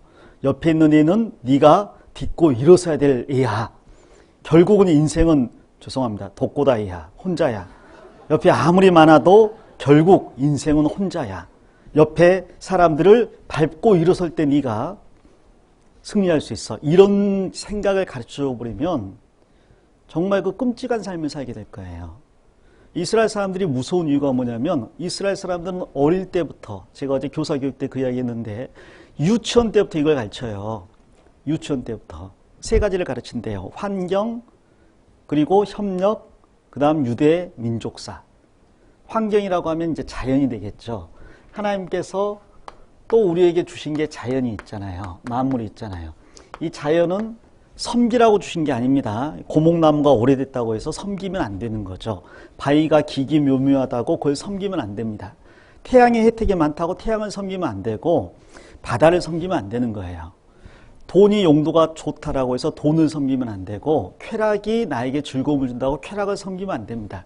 그 모든 것은 우리가 나를 둘러싼 모든 환경은 하나님이 다스리라고 주신 겁니다. 자, 그걸 섬겨도 안 되지만 그것을 약탈하고 파괴해도 안 됩니다. 나무, 인간에게 땔감으로 주신 거야 하고 막 베어버린다든지 고기 많이 먹으면 최고야 해서 호르몬 막 팍팍 나가지고 키운다든지 콩 많이 생산해야지 유전자 변형시킨다든지 그런 건 합당하지 않은 것 같아요. 하나님이 그런 것들은 섬기지도 말고 약탈하거나 파괴해서도 안 되는 거죠. 그런 것들은 다스리라 그랬습니다. 인간의 돌봄이 필요한 거죠. 마치 에덴 동산에서 아담이 모든 동물을 다스렸던 것처럼 이것이 실현되는 세상이 천년왕국입니다. 천년왕국에서 모든 사람은 모든 피조물과 함께 하나님께 감사와 찬송을 드리고 그 명령에 순종할 거예요. 그리고 천년왕국에서 우리는 서로 사랑하면서 하나 되어서 살 겁니다. 그리고 천년왕국에서는 사자가 풀을 먹고 어린아이가 독사울에 손을 놓고 장난쳐도 물지 않을 거예요. 만물에 대한 지배권이 회복되는 때입니다. 그래서 결국 물이 바다를 덮음같이 여호와를 아는 지식이 온 세계에 충만해서 모든 피조물과 인간이 한 목소리로 하나님을 찬양하는 거죠. 그럴 때 그 다음이 천국이죠. 그 사람들을 전부 다 영원한 천국으로 하나님의 영광으로 인도하시는 거예요. 우리는 그 과정 중에 있습니다. 그래서 우리가 자녀를 기를 때 이 세 가지는 반드시 심어주셔야 돼요. 첫 번째부터 잠깐 생각해 보겠습니다. 하나님을 심어주라 그랬습니다. 나에게서 태어난 아이가 구원 안 받고 나를 떠난다. 그만큼 비극은 없을 겁니다. 부모는 천국 가는데 자녀가 구원 안 받아서 지옥 가게 된다. 그것도 구원받은 부모 아래에서 태어난 아이가 교회 학교에서 자랐는데 끝까지 구원을 안 받고 나를 떠났다. 그보다 더 큰 불행이 어디 있겠어요. 어찌 보면 그것은 차라리 부모가 끊어질지라도 원해야 될 바라고 생각을 합니다. 바울 사도는 자기 자녀가 아니라 민족들을 위해서 자기가 끊어지길 원했잖아요. 그러면 부모라면 내가 혹시 부모에게서 하나님에게서 끊어질지라도 내 자녀만은 구원받게 해야겠다는 생각이 간절해야 되지 않겠습니까? 그래서 내 자녀가 구원받는 것은 해줘야 될 최소한 중에 최소한이라고 생각합니다. 진짜 안타까운 건 뭐냐면 정말 복음이 전해지는 교회에서 성장을 했는데 구원 안 받는 경우, 그건 정말 벌이 커도 너무너무 클 거예요. 사실 복음을 많이 들은 사람에게는 그만큼의 책임도 있다는 걸 아셔야 돼요. 한 번도 복음을 들을 기회가 없었던 사람하고 복음을 들을 기회가 너무너무 많았는데도 불구하고 안 받아들인 사람하고 얼마나 벌이 다르겠습니까? 그래서 나에게 태어난 자녀는 다른 건 몰라도 절대로 구원받게 해서 보내야 됩니다. 그래서 구원에 대해서 기도하시고 애를 쓰셔야 되는데, 그렇다고 해서 유치부 때부터 너 구원 안 받으면 지옥 가. 지옥 가면 엄마 아빠 없다. 엄마 아빠 없고 슬피 울며 이를 갈미 있어도 못 도와줘. 이제 이런 이야기하면 정서적으로 완전히 피폐해지니까요. 어릴 때는 부모님이 하나님의 인자하심과 사랑하심을 충분히 느낄 수 있도록 교육시켜주는 게 좋겠죠. 너는 세상에 혼자가 아니야. 너를 돌보아주는 엄마 아빠가 있어. 너는 모자란 게 많겠지. 그러나 그 모자란 걸 언제든지 채워줄 준비가 돼 있는 엄마 아빠가 네 뒤에 있다. 그리고 그것을 안정적으로 아이가 느낄 수 있도록 도와주는 게 좋을 겁니다. 그러면 아이는요, 태어날 때 사실 울면서 태어나잖아요. 응애, 이 험악한 세상을 나 혼자 어떻게 살아가라고, 응애, 나는 혼자 젖도 못 먹는데 응애 하고 있는데 젖 좀 물려주잖아요. 어라? 울었는데 젖이 나오네. 한 번 더 울어볼까? 응애, 또 젖 물려주네요. 아, 그럼 내가 울 수만 있으면 굶어 죽지는 않겠구나. 아, 그러면 일단 먹는 건 해결됐고, 또 응애, 젖 물려주네요. 그거 말고요, 응애, 귀저귀 갈아주잖아요. 어라, 이것 봐라. 울면 되는 거구나. 야, 그럼 뭐 죽지 않아도 되겠네, 뭐. 아유, 엄마, 아빠, 내가 추워요. 안아주고, 보살펴주고. 야, 그러면 뭐, 살 수 있겠구나. 그러면 뭐가 있는가 좀 볼까? 아, 모빌이 있네. 뭐, 꽃이 있네. 그때부터 이제 탐구 영역으로 넘어가는 거죠. 먹고 사는 건 보장돼 있으니까. 자, 그런데 먹고 사는 게 보장이 안 되면 아무리 조기학습 시킨다고 영어 가르쳐주고 수학 가르쳐주고 1살짜리한테 그래도 지금 나한테 급한 건 내가 지금 당장 죽느냐 사느냐인데 그게 귀에 들어오겠습니까? 눈에 보이긴 하겠습니까? 애들은 사랑받고 싶고 칭찬받고 싶어 할 거 아니에요. 그런데 칭찬받고 싶을 때 칭찬해주면 얼마나 좋겠습니까? 그런데 제일 애가 힘들어하는 것은 엄마 아빠 눈치 봐야 될 때잖아요. 잘했는데 엄마가 기분 안 좋아서 혼내. 못했는데 기분 좋아하고 칭찬해버려. 그럼 이제 나는 누구, 여긴 어디, 나는 어떤 행동, 이런 생각을 하겠죠. 아이 때부터 정말 부모님이 규칙적이고 신뢰성 있게 대해주면서 안정적으로 아이를 길러주면 하나님도 눈에 보이지 않지만 엄마 아빠처럼 나를 사랑해주고 돌보아주고 나를 위해서 모든 걸 이루어주시는 분이구나. 그 아이는 나중에 구원받기 아주 쉽습니다. 근데 어릴 때부터 아주 힘들게 아이를 만들어버리면 나중에 전도하는데요. 하나님은 아버지 같은 아버지하고 하나님하고 제발 좀 연결시키지 마세요. 아버지 생각만 해도 치가 떨려요. 그런 애가 있었어요. 정말로요. 어머니의 사랑, 엄마 이야기하지 마세요. 엄마는 나한테 수학 공부하라는 말밖에 안 했어요. 정말 그런 아이가 있습니다. 그래서 아무리 사랑이란 걸 이야기하려고 해도 그 추상적인 개념이 정립이 안 돼가지고 이해가 안 되는 거예요. 그게 극단적으로 간 게 사이코패스입니다. 그래서 어릴 때 구원에 대해서 확실하게 심어줘야 되겠지만 그러려면 정말 아버지의 그 마음으로 아이를 훈계하는 것도 있어야 되고 어머니의 마음으로 돌봐주는 것도 있어야 돼요. 그렇게 하다 보면 구원에 이르는 지혜가 있게 한다고 하나님 말씀 배우는 가운데 3학년이 됐건 4학년이 됐건 초등학교 6학년이 됐건 중학교 1학년이 됐건 반드시 구원을 받고 주님의 몸된 교회 안에 있을 겁니다. 구원받게 하는 게 첫 번째라면 두 번째는 교회 안에 있게 하는 거예요. 아이가 부모님을 떠날 때까지 반드시 하나님에 대해 심어줘야 될 것, 많은 교훈들이 있겠지만 그 많은 걸 내가 가르칠 수 없겠다. 그러면 그 구원하고 딱 한 가지, 교회까지는 가르쳐서 보내야 됩니다. 다른 말로 하면 너는 어디를 가든지 하나님을 붙잡아야 된다. 그런데 하나님은, 주님은 다른 말로 하면 주님의 몸된 교회니까, 몸된 교회의 머리 대신 주님이니까 머리와 몸이 분리된 사람이 있어요, 없어요? 없어요. 머리와 몸은 하나잖아요. 그러니까 주님을 붙잡으라, 다른 말로 교회를 붙잡으라가 될 겁니다. 너는 어디를 가든지 주님 붙잡아라. 다른 말로 하면 너는 어디를 가든지 교회 붙잡아라. 다른 말로 하면 대학을 서울로 가든 부산으로 가든 미국으로 가든 나는 괜찮다마는 그러나 그곳에 교회가 없다면 절대로 안 된다는 생각을 하셔야 됩니다. 어학연수를 가는 건 중요하고 좋은 일입니다. 능력이 된다면 보내면 좋겠죠. 근데 가끔 어떤 분들이 아이들을 저한테 보내서 영어 어학연수 보내는데 좀 교재 좀 해달래요. 왜 저한테 보내는지 잘 모르겠어요. 아무튼 왔습니다. 어디로 갈 거야? 호주로 가요. 호주 어디로 갔는데 어디로 간대요?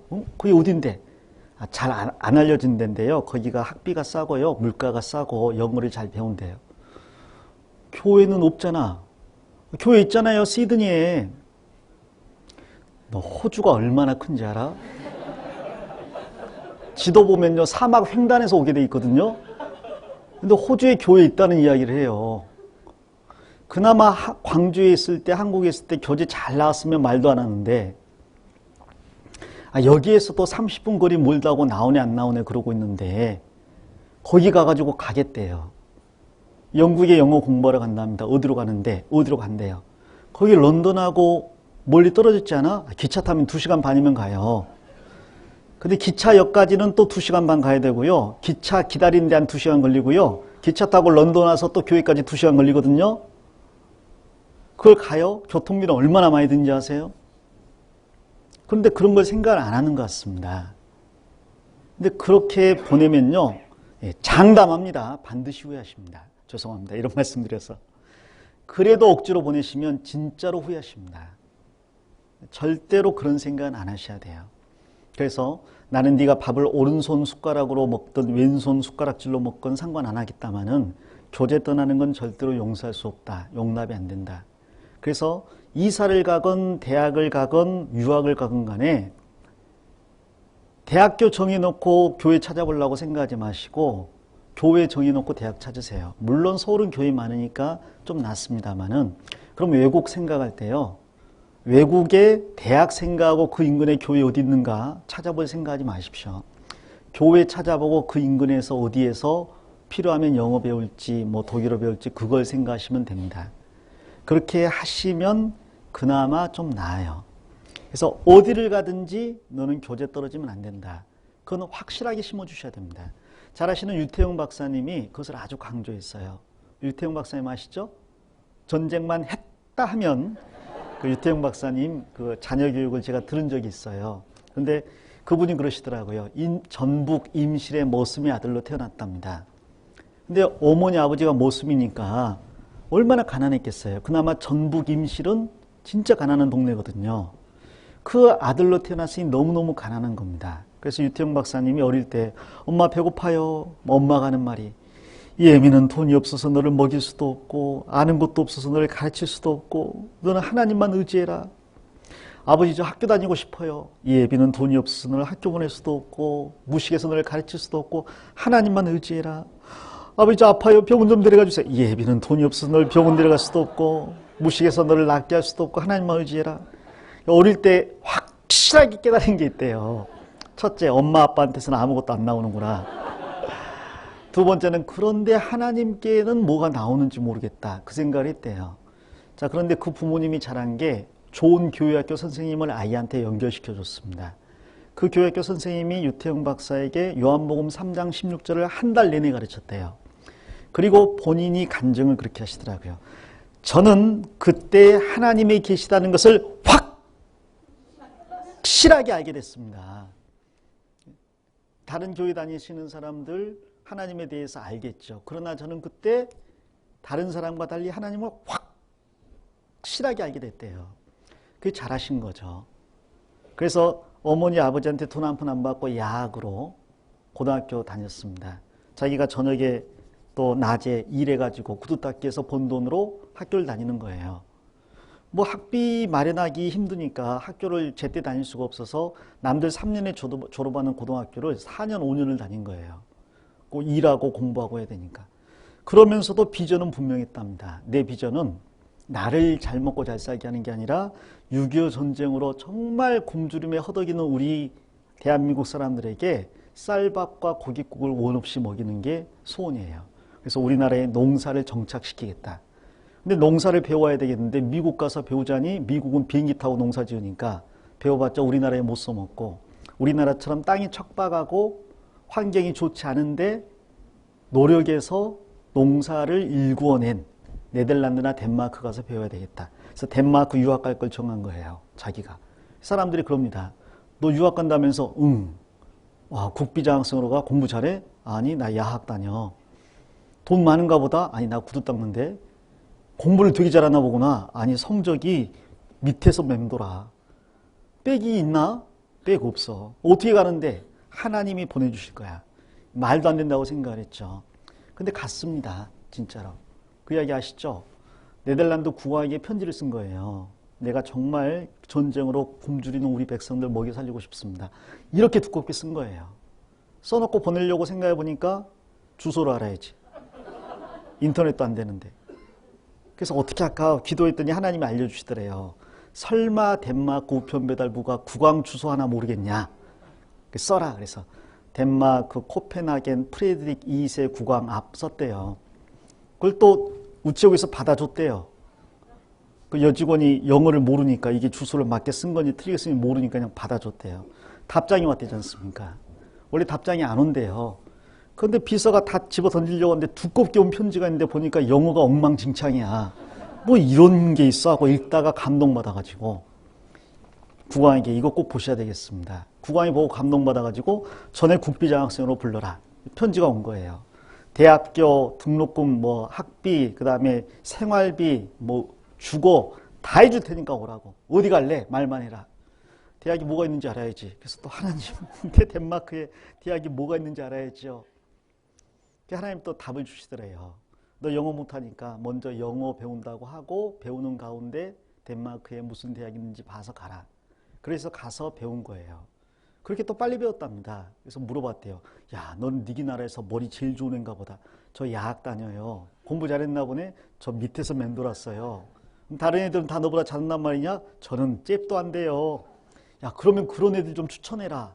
그래가지고 많이 유학을 데려간 거예요. 자, 그분이 하신 말씀이 그겁니다. 부모님은 나한테 해준 게 거의 없다. 하지만 부모님은 내 손을 잡아서 하나님 손에 딱 쥐어줬다.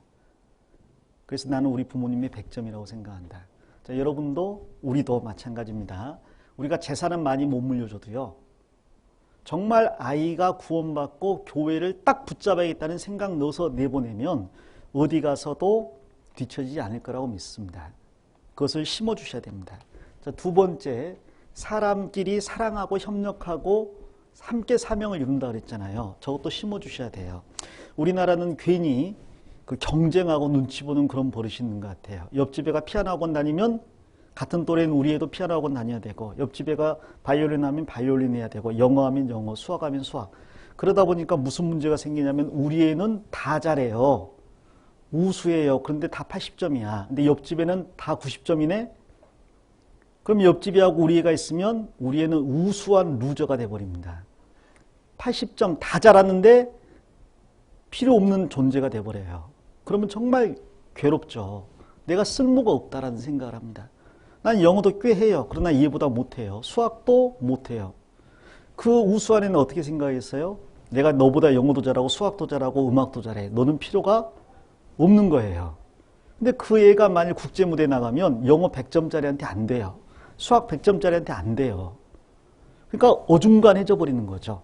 그렇지만 다른 사람한테는 또 무시하는 거죠. 다른 사람은. 그러니까 우리나라 사람은 혼자 두면 다 우수하다 그러잖아요. 어떻게 우리나라 수학이 세계적으로 어려운 거 아시죠? 미국에서 수학 잘하는 애가 우리나라 오면 빵점입니다, 거의. 우리는 중학생, 고등학생 미분, 적분 다 하잖아요. 거의는 한 단원만 해도 졸업이 되는데. 근데 그렇게 우수한 애들이 하나하나 다 우수한데 모아놓으면 오합지졸이 돼버리고 서로 싸우잖아요. 근데 이스라엘 사람들은 자기는 하나는 잘해요. 그러나 나머지는 잘 못합니다. 그래서 내가 뭔가 혼자는 못하니까 나를 도와줄 누군가가 필요하다고 생각해요. 그래서 그들은 공부를 혼자 하는 사람은 이상한 사람입니다. TV에서 많이 보셨을 거예요. 전부 다 함께 공부하는 거예요. 왜? 나는 이건 알지만 이건 모르니까. 그러니까 도서관이 거기는 혼자 공부하는 장소로 안 돼 있죠. 의자, 책상 구조 자체가 회의하게 돼 있어요. 그러니까 도서관 들어가면 시장통만큼이나 시끄럽습니다. 어제 저녁에 제가 맛있는 그 해물을 먹었는데, 찜을 먹었는데 정말 시끄럽더라고요. 근데 도서관이 그만큼 시끄러운 거예요. 서로 막 목 튀겨가면서 서로의 주장을 펼치고 의논을 합니다. 근데 그것이 그들이 공부하는 방법이에요. 우리는 하나님께서 필연적으로 남을 필요로 하게 만들어놨다는 거죠. 그래서 너도 필요하고 나도 필요하고. 그 아이들이 모여있으면요, 놀라운 집단이 돼버려요. 영어 1등 여기 있어요. 수학 1등 여기 있어요. 국어, 음악 다 여기 있는 거예요. 걔들 모아놓으면 천하무적이죠. 그래서 서로 연합하고 협력하는 걸 심어주는 게 좋습니다. 우리 여기 성경 잠언 23장을 가보겠습니다. 22장입니다.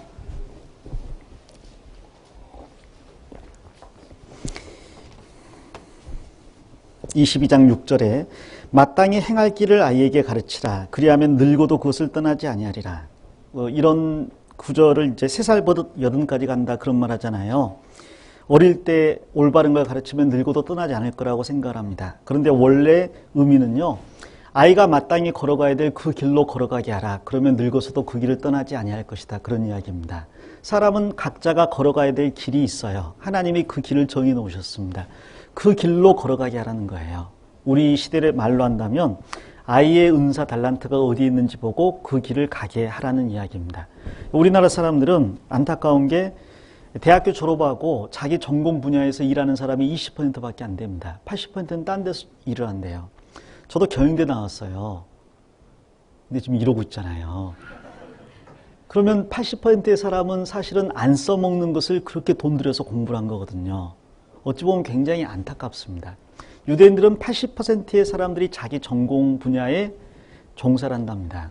왜냐하면 처음부터 부모가 이 아이가 어느 쪽에 은사가 있는지를 아주 민감하게 자세히 살펴보아서 하나님이 주신 은사를 찾아내서 그 길로 지도를 한다는 거예요. 제가 어제 교사교육 때도 말씀을 드렸는데 그 유대인 부모님이 어릴 때부터 가르치는 게 정말 특별합니다. 이 아이가 하나님을 섬기는 것을 최우선으로 삼게 정말 자기 전에 기도하는 거, 일어나서 기도하는 것을 교육시키는데요. 하나님께 제일 먼저 해야 될 일은 기도하는 일이다. 그런데 부정한 몸으로 기도하면 안 되니까 물을 머리맡에 떠놓게 합니다. 왜냐하면 일어나서 씻겠다고 화장실 가면 그게 먼저가 돼버리잖아요. 일어나서 하나님 만나는 거 그보다 먼저 해야 될 일은 없다고 일어나면 먼저 기도를 하는데 부정하면 안 되니까 손을 머리맡에 떠놓은 물에다가 씻고 얼굴 씻고 그 다음에 거기서 바로 기도합니다. 그 정도로 가르치는데 교육도 아주 특별합니다. 이 아이들이 요리도 하게 하고요. 그래서 3살짜리가 부엌칼을 들고 있어요. 살벌했습니다. 그런데 요리도 하게 하고 집에 청소도 하게 하고 그림도 그리게 하고 악기도 다루게 하고 그리고 운동도 하게 하고 별별 걸 다 가르쳐요. 그러면서 이 아이가 어디에 재능이 있는지를 어머니가 잘 살펴봅니다. 그리고 아버지는 저녁에 와서 또 어머니하고 교제한 다음에 아이를 또 교제해 주더라고요. 그렇게 해서 그 아이들이 어떤 한 분야에 재능이 있으면 그쪽으로 가게 합니다. 근데 우리는 이제 대부분 신앙생활 잘하려면 그럼 직장이 좋아야 된다라고 생각해서 좋은 직장 잡게 하려고 목표를 그쪽으로만 집중을 시켜요. 신앙생활 잘할 수 있게 한다는 이유에서. 그러다 보면 이제 학교 교사라든지 공무원이라든지 혹은 안정된 직장만 찾게 마련입니다. 그리고 안정된 직장을 찾으면 신앙생활을 잘할 수 있을 거라고 생각을 합니다. 그럼 이런 생각을 하는 거죠. 안정된 직장을 잡으면 그때 가서 신앙생활도 잘하고 다른 사람한테 도움도 많이 주고 그러면 신앙도 좋아지고 세상에서도 잘 되고. 근데 순서가 바뀌었습니다. 성경에 세상에서도 잘 되고 신앙도 좋은 사람들이 있잖아요. 요셉은 총리 대신이고 신앙도 으뜸이죠. 다니엘도 총리고 신앙도 으뜸이죠. 근데 그들이 처음부터 총리 되려고 생각한 게 아니라 다니엘은 처음부터 나는 절대로 음식으로 하나님을 부정케 하지 않겠다. 내 몸을 부정케 하지 않겠다. 결단을 내렸습니다. 요셉은요. 하나님이 나를 이곳에 보내셨다는 거 믿고 하는 말마다 행동마다 하나님을 드러냈어요. 그러다가 그것 때문에 감옥까지 가게 됐지만 그것을 가지고 원망하지 않았습니다. 그러니까 하나님이 총리 대신 만들어준 겁니다. 즉 하나님을 섬기려고 했더니 결과적으로 총리 대신이 된 거지 총리 대신이 된 다음에 여유가 있으니까 하나님을 잘 섬긴 게 아니라는 거예요. 그래서 우리는 순서를 바로 해야 되겠습니다. 우리 아이가 고2인데 고3인데 지금 중요할 때인데 이때 교회 가서 말씀 배운다고 공부 게을리하면 그러면 좋은 대학 못 가고 나중에 좋은 직장 못 들어가고 그러면 신앙생활도 못할 거다. 그렇게 생각하시면 착각한 겁니다. 왜냐하면 구원받은 그리스도인은 성경에서 양으로 비유하고 있거든요. 그리고 세상에 있는 사람들은 이리들이라고 이야기하고 있습니다. 그러니까 양이 목자가 없으면 이리 가운데 들어가서 절대로 생명을 보존하지를 못합니다. 그러니까 1년, 2년 지나서 좋은 대학 들어간 다음에 신앙생활하게 해야겠다. 1년, 2년 지나면 안 돌아옵니다. 그건 성경적인 거예요. 그러니까 내 아이가 어떤 경우가 있어도 교제에서 멀어지면 안 되는 거예요. 그러다가 직장 좋은 데 못 들어가면요. 자, 그런데 잘 생각해 보실 것은 하나님께서 우리한테 좋은 직장 들어가게 하는 게 하나님의 뜻이 아닙니다. 바울 사도는 복음 전하면서 자기를 섬겨주는 사람이 없어서 자기가 자비랑해가지고 복음을 전했어요. 근데 제가 만일 바울의 입장이었다면 저는 과외 공부했을 거예요. 바울이 가말리알 문화에서 배운 최고의 지성인입니다. 근데 바울은 과외 공부에서 돈 벌어가지고 부양한 게 아니라 장막 깁는 일을 했습니다. 장막은 짐승의 가죽이잖아요. 짐승은 죽으면 부정하니까 손대면 안 됩니다. 그러니까 장막 깁는 일은 원래 정통 유대인이면 안 할 거예요. 그런데 바울이 일부러 그걸 했습니다. 왜? 데살로니가 전서에 보면 그 데살로니가에 일하지 않는 사람들에게 내가 내 손으로 친히 수고하고 일한 것을 본받으라고 이야기했어요. 그런데 그 일이 쉽고 편한 일이 아니라 저녁에 장막 깁는 그런 일들이었거든요.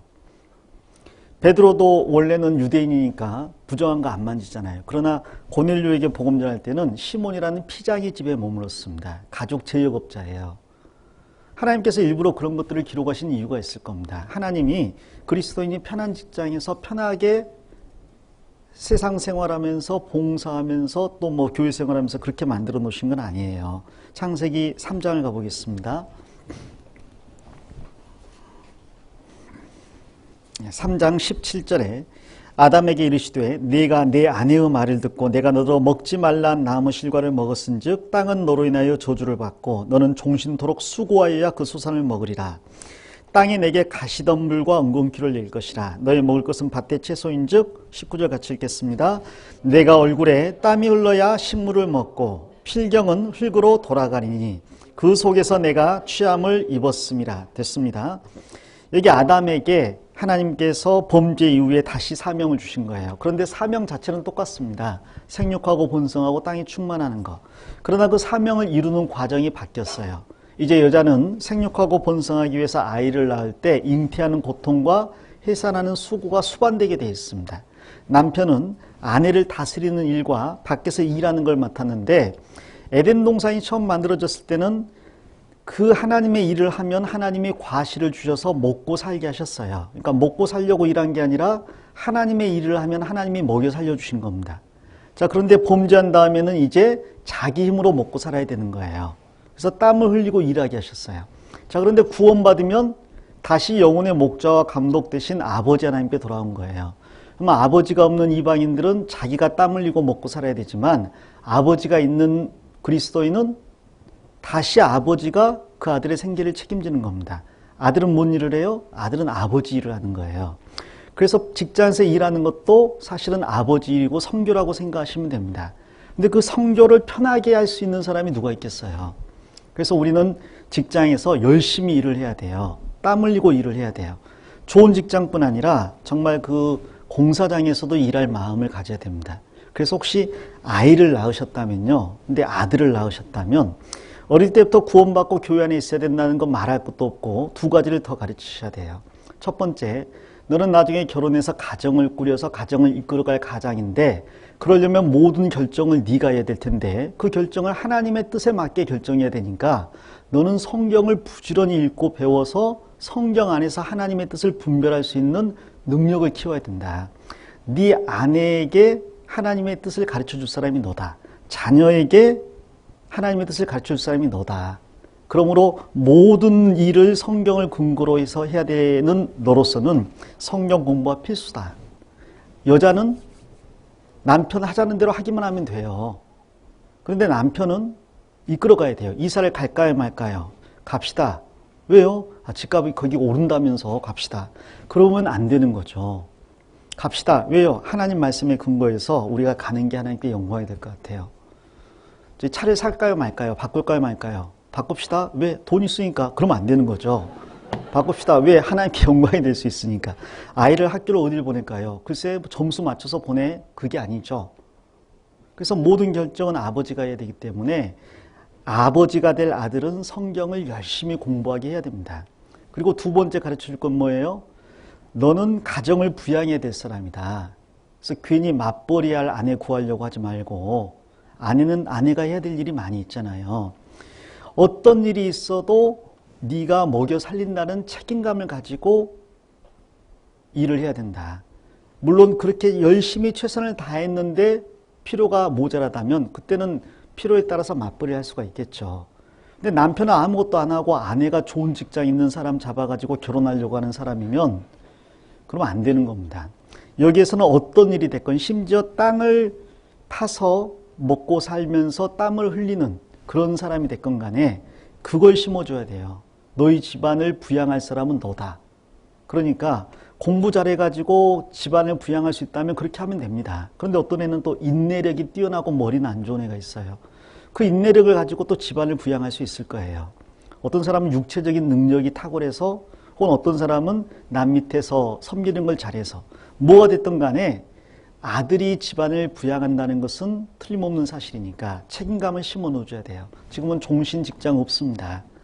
그러니까 좋은 직장 들어가도 훗날이 보장이 안 돼요. 만일 연약하게 키웠다가 좋은 직장에서 돈 벌다가요, 나중에 퇴사했는데 이거 뭐 땅 파먹자니 부끄럽고 빌어먹자니, 땅 파먹자니 힘이 없고 빌어먹자니 부끄럽다 해가지고 편하게 먹고 살려다가 돈 날리면 그 다음에는 뭐 그냥 막 엉망진창이 돼버리는 그런 사람들 있잖아요. 어떨 때는 넥타이 메고 일할 수도 있지만 어떨 때는 손에 기름때 묻히고 일할 수 있는 겁니다. 지금 이렇게 직장이 없지만 사실 죄송합니다. 공사장에서 일하는 일이라든지 아니면 공단에서 기계공 일하는 것은 한국 사람이 거의 없어요. 좀 다 외국인 근로자 아니면 안 돌아간대요. 근데 그런 것은 안 하려고 하잖아요. 그리고 하는 말은 그거 하면 신앙생활 잘 못하니까. 근데 그렇게 생각하시면 안 됩니다. 정말 기술 하나라도 열심히 배워서 하다 보면요, 훨씬 더 주님께 귀하게 쓰임받고 남한테 유익 줄 수 있는 경우가 많아요. 그래서 바울 사도는 데살로니가 전후서에서 일하는 것에 대해서 아주 많이 강조를 해놨습니다. 재림이 가깝다고 해도 우리는 끝까지 자기 손으로 수고하고 일을 해야 된다는 거죠. 일하기 싫어하는 자는 먹게 하지도 말라 그랬습니다. 먹지도 말게 하라 그랬죠. 그리고 여자에게도 가르쳐야 될 게 있겠죠. 여자는 필연적으로요, 동등이라는 생각을 많이 하는 것 같아요. 그래서 딸들이 아빠를 판단하고 또 엄마를 판단하고 그런 것이 많이 있어요. 자, 그런데 하나님이 주신 질서 가운데서 여자는 순종하는 법을 가르쳐야 되잖아요. 그래서 여자아이한테 잘 가르쳐 줘야 될 것 중에 하나가 교회 내에서의 위치와 질서를 잘 가르쳐 주는 게 좋습니다. 너무 독립적이고 자기 주장이 강하게 되면 그러면 하나님이 쓰시는데 제한이 될 수가 있습니다. 그래서 그러한 그 순종의 교육도 가르쳐야 되겠고, 그 다음에 기본적으로 여자는 잉태하고 자녀를 출산해야 되기 때문에 남자도 마찬가지지만 여자아이한테는 성교육을 잘 시키시는 게 좋습니다. 그 성교육을 어렵고 힘들게 생각해가지고 방치하다 보면 지금은 초등학교 고학년만 돼도 이성과 쉽게 접촉하는 시대가 됐고요. 지금 중학교, 고등학교에서는 그 성교육을 어떻게 하냐면 안전한 섹스를 하라, 피임을 하라, 깨끗한 장소에서 관계를 가지라, 그렇게 이야기를 해요. 그리고 혹시 피임을 안 했으면 사후 처방을 받아가지고 약을 먹으라고 이야기를 합니다. 아니 왜 그렇게 가르칩니까? 그러면 이런 말 합니다. 청소년도 성에 자기 결정권이 있다. 아니 어떻게 청소년이 성에 자기 결정권이 있습니까? 그럼 그제서 본심을 말합니다. 사실은 청소년이 성으로부터 자기 결정권을 가지지 못했는데도 불구하고 지금은 현상이 그렇다는 거예요. 거기다 대놓고 아무리 순결이 어쩌니 저쩌니 해도 안 통하니까 2차 피해를 방지하기 위해서 이렇게 교육한다는 거죠. 그런데 그런 것을 비웃기라도 하듯이 지금은 중고등학생들, 대학교 1학년들 되면 이방 세계에서는 성적인 게 아주 그냥 일상처럼 이제 번져가고 있습니다. 그런데 그것은 하나님의 창조의 섭리에 전혀 부합하지 않는 거죠. 그래서 여학생들에게는 특별히 성교육도 시키는 게 필요하다고 생각합니다. 부모로서 내 아들이 어디에 관심을 갖고 있는지, 혹시 잘못된 이성 친구나 성적인 곳에 접촉하고 있지 않은지 보고 어떻게 교육해야 될지 잘 알아보셔서 교육해 주시는 게 좋아요. 성경 아가서 가보겠습니다. 아가서 8장입니다.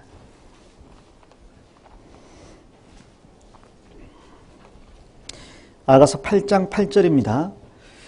우리에게 있는 작은 누이는 아직도 유방이 없구나. 그가 청혼함을 받는 날에는 우리가 그를 위하여 무엇을 할꼬. 9절 같이 읽겠습니다. 그가 성벽일진데 우리는 은망대를 그 위에 세울 것이요 그가 문일진데 우리는 백향목 판자로 두르리라. 아가서 이야기는 술람 여인과 솔로몬의 이야기인데 마치 그 신데렐라 이야기를 보는 것 같아요. 그래서 1장에서 둘이 만나서 사랑하고 2장에서 사랑이 깊어지고 그리고 솔로몬이 궁전으로 가고 그리고 3장에서 불안해하는 마음이 있다가 나중에 솔로몬이 보낸 연을 보고 기뻐하죠. 그래서 3장 끝에 결혼식이 있습니다. 4장이 가장 아름다운 장인데 그런데 결혼 첫날 밤을 이야기하고 있어요. 5장에 부부싸움한 이야기가 나오다가 부부싸움한 이후에 더욱 서로 게으름으로 부부싸움이 생긴 거예요. 그리고 더욱 서로 사랑이 깊어진 이야기가 나오고요. 6장에서 그 사랑에 더 깊어지는 내용이 나오죠. 7장까지. 그러다가 8장에 이제 친정을 방문하는 이야기가 나옵니다. 근데 그 친정을 방문할 때 옛 이야기를 지금 하고 있는데 이 술람 여인의 오빠들이 있었죠. 오빠가 술람 여인을 그냥 천하게 생각해서 포도원 지키는 포도원 지기를 삼았습니다. 오빠들이 좀 심술궂게 여동생을 대한 것 같아요. 하지만 그 오빠들이 잘한 게 있었습니다. 우리에게 있는 작은 누이는 아직도 유방이 없구나. 그러니까 아주 어릴 때란 이야기죠. 이 여자아이가 나중에 청혼을 받을 아가씨로 성장할 텐데 그때까지 오빠로서 우리가 무엇을 해줄까? 그때 이렇게 이야기합니다. 그가 성벽일진데 우리는 은망대를 그 위에 세울 것이요. 성벽이라는 말, 다른 말로 절벽이란 말이에요. 절벽은 접근하기가 어렵잖아요. 이 여자가 접근하기 어려운 여자, 아주 그 폐쇄적이고 다른 사람들과 쉽게 어울리지 않는 그런 성격의 여자라면 그럼 좋아요. 오빠들은 망대를 세우고 위에서 지켜보겠다는 겁니다. 근데 만일 이 여자가 문일지인데 문은 많은 사람이 드나드는 곳이잖아요. 개방성을 이야기하죠. 그러면 우리는 백향목 판자로 두르리라 그랬어요. 이거 이야기 들으면 옛날 이야기가 생각납니다. 옛날에 70년대 80년대만 돼도 여동생이 늦게 들어오면 아빠는 방 안에서 화를 벅벅 내고 있는데 오빠가 문 밖에 나와가지고 기다리고 있다가 여동생이 어떤 남자가 팔짱 끼고 오면 갑자기 그 남자를 잡고 너 누구야? 너 누군데 내 동생 이렇게 했잖아요. 그럼 또 여동생은 오빠가 뭔데? 조용히 안 해. 너 당장 들어가! 해놓고 동생 만나지 말라고 막 그랬지 않습니까? 근데 그게 사실은 그게 합당한 겁니다. 그걸 지켜주는 거죠. 오빠가. 근데 지금은 너는 너고 나는 나고 뭐 마음대로 생활을 하는데 성경적인 건 그런 게 아닙니다. 그래서 하나님께서 많은 영이 있을지라도 영이 유효하실지라도 한 남자 한 여자만 창조하신 것은 정결한 자손을 얻기 위해서라 그랬어요. 그래서 우리가 여학생에게도 물론 또 남학생에게도 그런 성과 올바른 정조 개념을 심어줘야 되겠습니다. 그래서 나중에 아름다운 가정을 꾸리고 임신하고 축복 속에 출산하면 얼마나 좋겠습니까? 그래서 그러한 것들은 반드시 심어줘야 될 이야기예요. 서로 필요로 하는 존재다. 그리고 너의 위치에서 네가 맡아야 될 역할이 있다는 것들. 자, 그리고 마지막으로 자연을 다스리라 그랬잖아요. 그 다스리는 것에 대해서 우리가 또 가르쳐줘야 될 겁니다. 서울은 전부 다 빌딩 숲이어서 아이들이 풀 한 포기에 꽃 한 송이의 아름다움을 모르고 지나가는 경우가 많습니다. 뭐 새 한 마리 제대로 바라본 적도 없고 물고기 한 마리 관찰한 적도 없고. 자, 그러다 보면 점점점 메말라져 가는데 감정적으로 메마르면 지적으로도 퇴보하게 돼 있습니다. 그리고 의지력은 더 퇴보하게 돼 있어요. 그래서 풍성한 감성을 누리는 아이들이 여유 있는 가운데서 지식도 많이 습득하고 대인관계도 잘 습득합니다. 그리고 그 가운데에서 의지를 가지고 자기가 맡은 일을 해나갈 수 있어요. 그래서 아이가 어리면 어릴수록 학원에 매일같이 보내는 것보다도 정말 교회에서 활동할 때 많이 참여시켜서 어디에 은사가 있는지도 알아보게 하시고 시간 나면 극장 가는 것보다는 가급적이면 야외에 가서 하나님이 창조한 아름다운 것들을 보게 하시고 그리고 딱딱한 플라스틱 장난감보다는 할 수 있다면 어항이라든지 애완동물 같은 것도 잘 기르게 하시고 그런 가운데서 하나님의 그 능력과 솜씨를 알게 하시면 좋습니다. 그러다 보면 자연을 잘 돌보는 천연왕국 가면 얼마나 좋겠습니까? 괜히 그 고양이 잡아가지고 막 귀를 자르는 아이들 뭐 강아지를 걷어차는 아이들 나중에 아무리 성적이 좋고 뭐 지식이 좋아도요 정말 그 지식 가지고 교육받은 죄인으로 살아갈 거예요. 잘 교육받은 죄인 그보다 무서운 사람은 없어요. 그래서 우리 아이들을 그렇게 만들어주면 좋겠습니다. 이제 마지막으로 아이가 태어날 때는 아이의 능력이 0점이에요. 사람이 살아가려면 100점 정도 해야 된다라고 할 때 아이가 0점이에요. 아이는 아무것도 못한다 그랬죠? 누가 다 해줘야 돼요? 그것을 부모님이 다 해줘야 되겠죠. 그래서 아이의 필요를 민감하게 살피고 젖이 필요하구나, 기저귀를 갈아줘야 되겠구나, 추운가 보구나, 병원 가야 되겠구나. 근데 아이가 자라나면 자라날수록 결국 결혼할 땐 떠나야 되니까 떠나면 아이가 하는 게 100이고 부모가 하는 것은 0이 되겠죠. 그래서 역전이 되겠죠. 이렇게 될 겁니다. 그래서 부모의 역할은 갈수록 줄어들고 아이의 역할은 갈수록 늘어나겠죠. 자, 이 부분을 잘 살피시면 좋습니다. 이 말씀 드리는 이유는 중고등학생이 되면 아이들이 뭐라고 하냐면 내가 다 알아서 한다고요 그러거든요. 그럼 또 부모님이 또 기분 나쁘니까 알았어, 네 알아서 해. 다음 날이 됐습니다. 9시잖아요. 왜 안 깨웠어요? 알아서 한다면서. 깨워는 줘야죠. 차비 주세요. 알아서 한다면서. 차비는 줘야 될 거 아니에요. 뭘 알아서 한다는 말인데 앞으로 조용히 딴소리 하지 말고 내 말 들어. 이렇게 하는 경우가 있는데요. 아이가 알아서 한다는 말은 자기가 할 수 있는 만큼 하겠다 이 말이에요. 다른 말로 하면 자기가 못하는 건 여전히 누가 도와줘야 돼요? 부모가 도와줘야 된다는 이야기예요. 그게 정상적인 겁니다. 그런데 만일 그것을 네 알아서 해 그러면 아이가 아무리 최선을 다해도 모자란 부분이 있고 아이는 좌절할 거예요. 근데 만일 그걸 넘어서서 내가 알아서 한다니까 그러는데 네가 알아서 하긴 뭘 알아서 해. 이리 와 바지 입어 하면 대학생까지 바지 입혀주는 어머니가 계셔요. 그러면 아이가 떠나지를 못하는 거죠. 결혼식 할 때 엄마랑 같이 들어가는 아들이 있어요. 그러면 안 될 겁니다. 그래서 아이가 어디까지 할 수 있는지를 민감하게 보고 네가 네 역할을 다 하렴. 그러나 모자란 건 걱정하지 마. 나머지는 누가 해줄 테니까? 내가 해줄 테니까. 그것을 명확하게 아이가 알면요. 심지어 학원 폭력을 당해도 어떤 분은요. 아이가 할 수 있는 것은 다 집어쳐놓고 너는 가만히 있어. 엄마 아빠가 다 알아서 할게 하고 막 경찰 데리고 가서 막 나와 그래버리면 아이는 다음날 매장됩니다. 그렇다고 해서 네 알아서 해라. 네 일이다. 그러면 아이는 학교 못 가고 방황하고 힘들어할 거예요. 네가 어디까지 할 수 있겠니? 어느 정도 네가 할 수 있겠니? 나머지는 걱정되는구나. 걱정하지 마. 그건 아빠가 알아서 해줄게. 엄마가 너한테 피 안기게 잘 이야기해 줄게. 그러면 아이가 안심할 거 아니에요. 전도한다고 합시다. 어른들 전도하면 밥도 많이 사주고 집에 모시러 가서 차 태워가지고 오거나 최소한 지하철 타고 같이 오잖아요. 끝나면 또 같이 데려다 주잖아요. 그렇게 해도 전도가 될까 말까 하잖아요. 내 아들이 전도합니다. 알아서 하렴. 그것도 한번 해봐야지. 그러면요. 그 영혼을 아이한테 맡겨놓고 팔짱 끼는 건데 그렇게 해서 전도가 절대로 안 됩니다. 아이가 못하는 게 있을 게 아니에요. 근데 친구 전도하려는데 밥을 못 먹고 오는데 어떻게 할까요? 용돈을 더 주시던가 엄마 아빠가 가서 아이를 픽업해가지고 데리고 오시던가 끝나면 데려다 주던가 아이 데리고 오려고 했더니 부모님이 못 가게 해요. 그러면 내 아들이 그 부모님한테 전화해서 저 어머님의 아들 친구 누군데요? 제가 책임지고 아이 데려다 줄 테니까 그 전도집회 보내주세요. 이 말 못 하잖아요. 그럼 그 아버님이 해주시던가 어머님이 해주시던가 전화해주면 그 한 통화 가지고 안 나올 애가 나올 수가 있습니다. 그런데 제가 교회에서 집회하다 보면 부모님들이 아이들을 너무 믿는 것 같아요. 그리고 부모님들이 야 고등학생인데 교회 학교 전도 집회 보내주는 게 어딘데 하고 그 이상은 아예 생각을 안 하시는 것 같아요. 내 아이가 전도한다고 해도 신경을 안 쓰시고 심지어 물어보지도 않는 경우도 있습니다. 나중에 구원 받았는지 안 받았는지 며칠까지 들었는지 안 물어보는 분도 계셔요. 근데 항상 생각하시기 바래요. 내 아이의 모자란 것은 내가 메꾸라고 하나님이 나를 부모로 주셨습니다. 언제까지? 결혼할 때까지.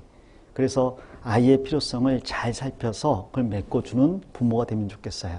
만일 그렇게 해서 나를 떠난 아이가 첫째 구원받았어요. 둘째 교회 안에 있어요. 셋째 남자애는 성경을 제법 알고 책임감이 강해서 땅을 파먹는 한이 있어도 자기가 먹여 살리려고 합니다. 그리고 이 세상의 자그마한 것에서 기쁨을 찾고 감사하고 아름다움을 느낄 수 있다면 정말 풍성한 삶을 사는 훌륭한 신앙이 될 겁니다. 나중에 그 아이가 그럴 거예요. 나를 이렇게 길러준 엄마 아빠에게 너무나 감사한다고. 자, 그것을 말씀드리고 싶습니다. 세부적인 것들은 또 다음에 교사들하고 교제하시면 좋겠어요. 긴 시간 두서없는 말씀 전했는데요. 잘 들어주셔서 감사합니다. 기도하겠습니다. 하나님 감사합니다. 우리에게 자녀들을 은혜로 주심에 감사드립니다. 우리가 이 자녀들을 받을 자격은 없지만 하나님께서 선물로 주셨으니 하나님의 뜻에 합당하게 양육해서 훗날 하나님께 돌려드릴 수 있도록 도와주시옵소서. 먼저는 내 아이라는 생각을 버리고 하나님의 아이로서 양육할 수 있게 도와주시옵소서. 적어도 우리 아이가 구원받고 교회를 알기를 원합니다. 이 아이가 책임감을 가지고 이 세상을 열심히 살아가기를 원합니다. 아름다운 가정을 꾸려서 또 다른 생명이 그 가정을 통해 태어날 수 있게 되기를 원합니다. 그리고 하나님이 주신 모든 자연 만물에 대해 아름다움을 느끼고 기뻐하며 감동할 수 있기를 원합니다. 도와주시옵소서. 예수님 이름으로 기도합니다. 아멘. 예, 고생하셨습니다.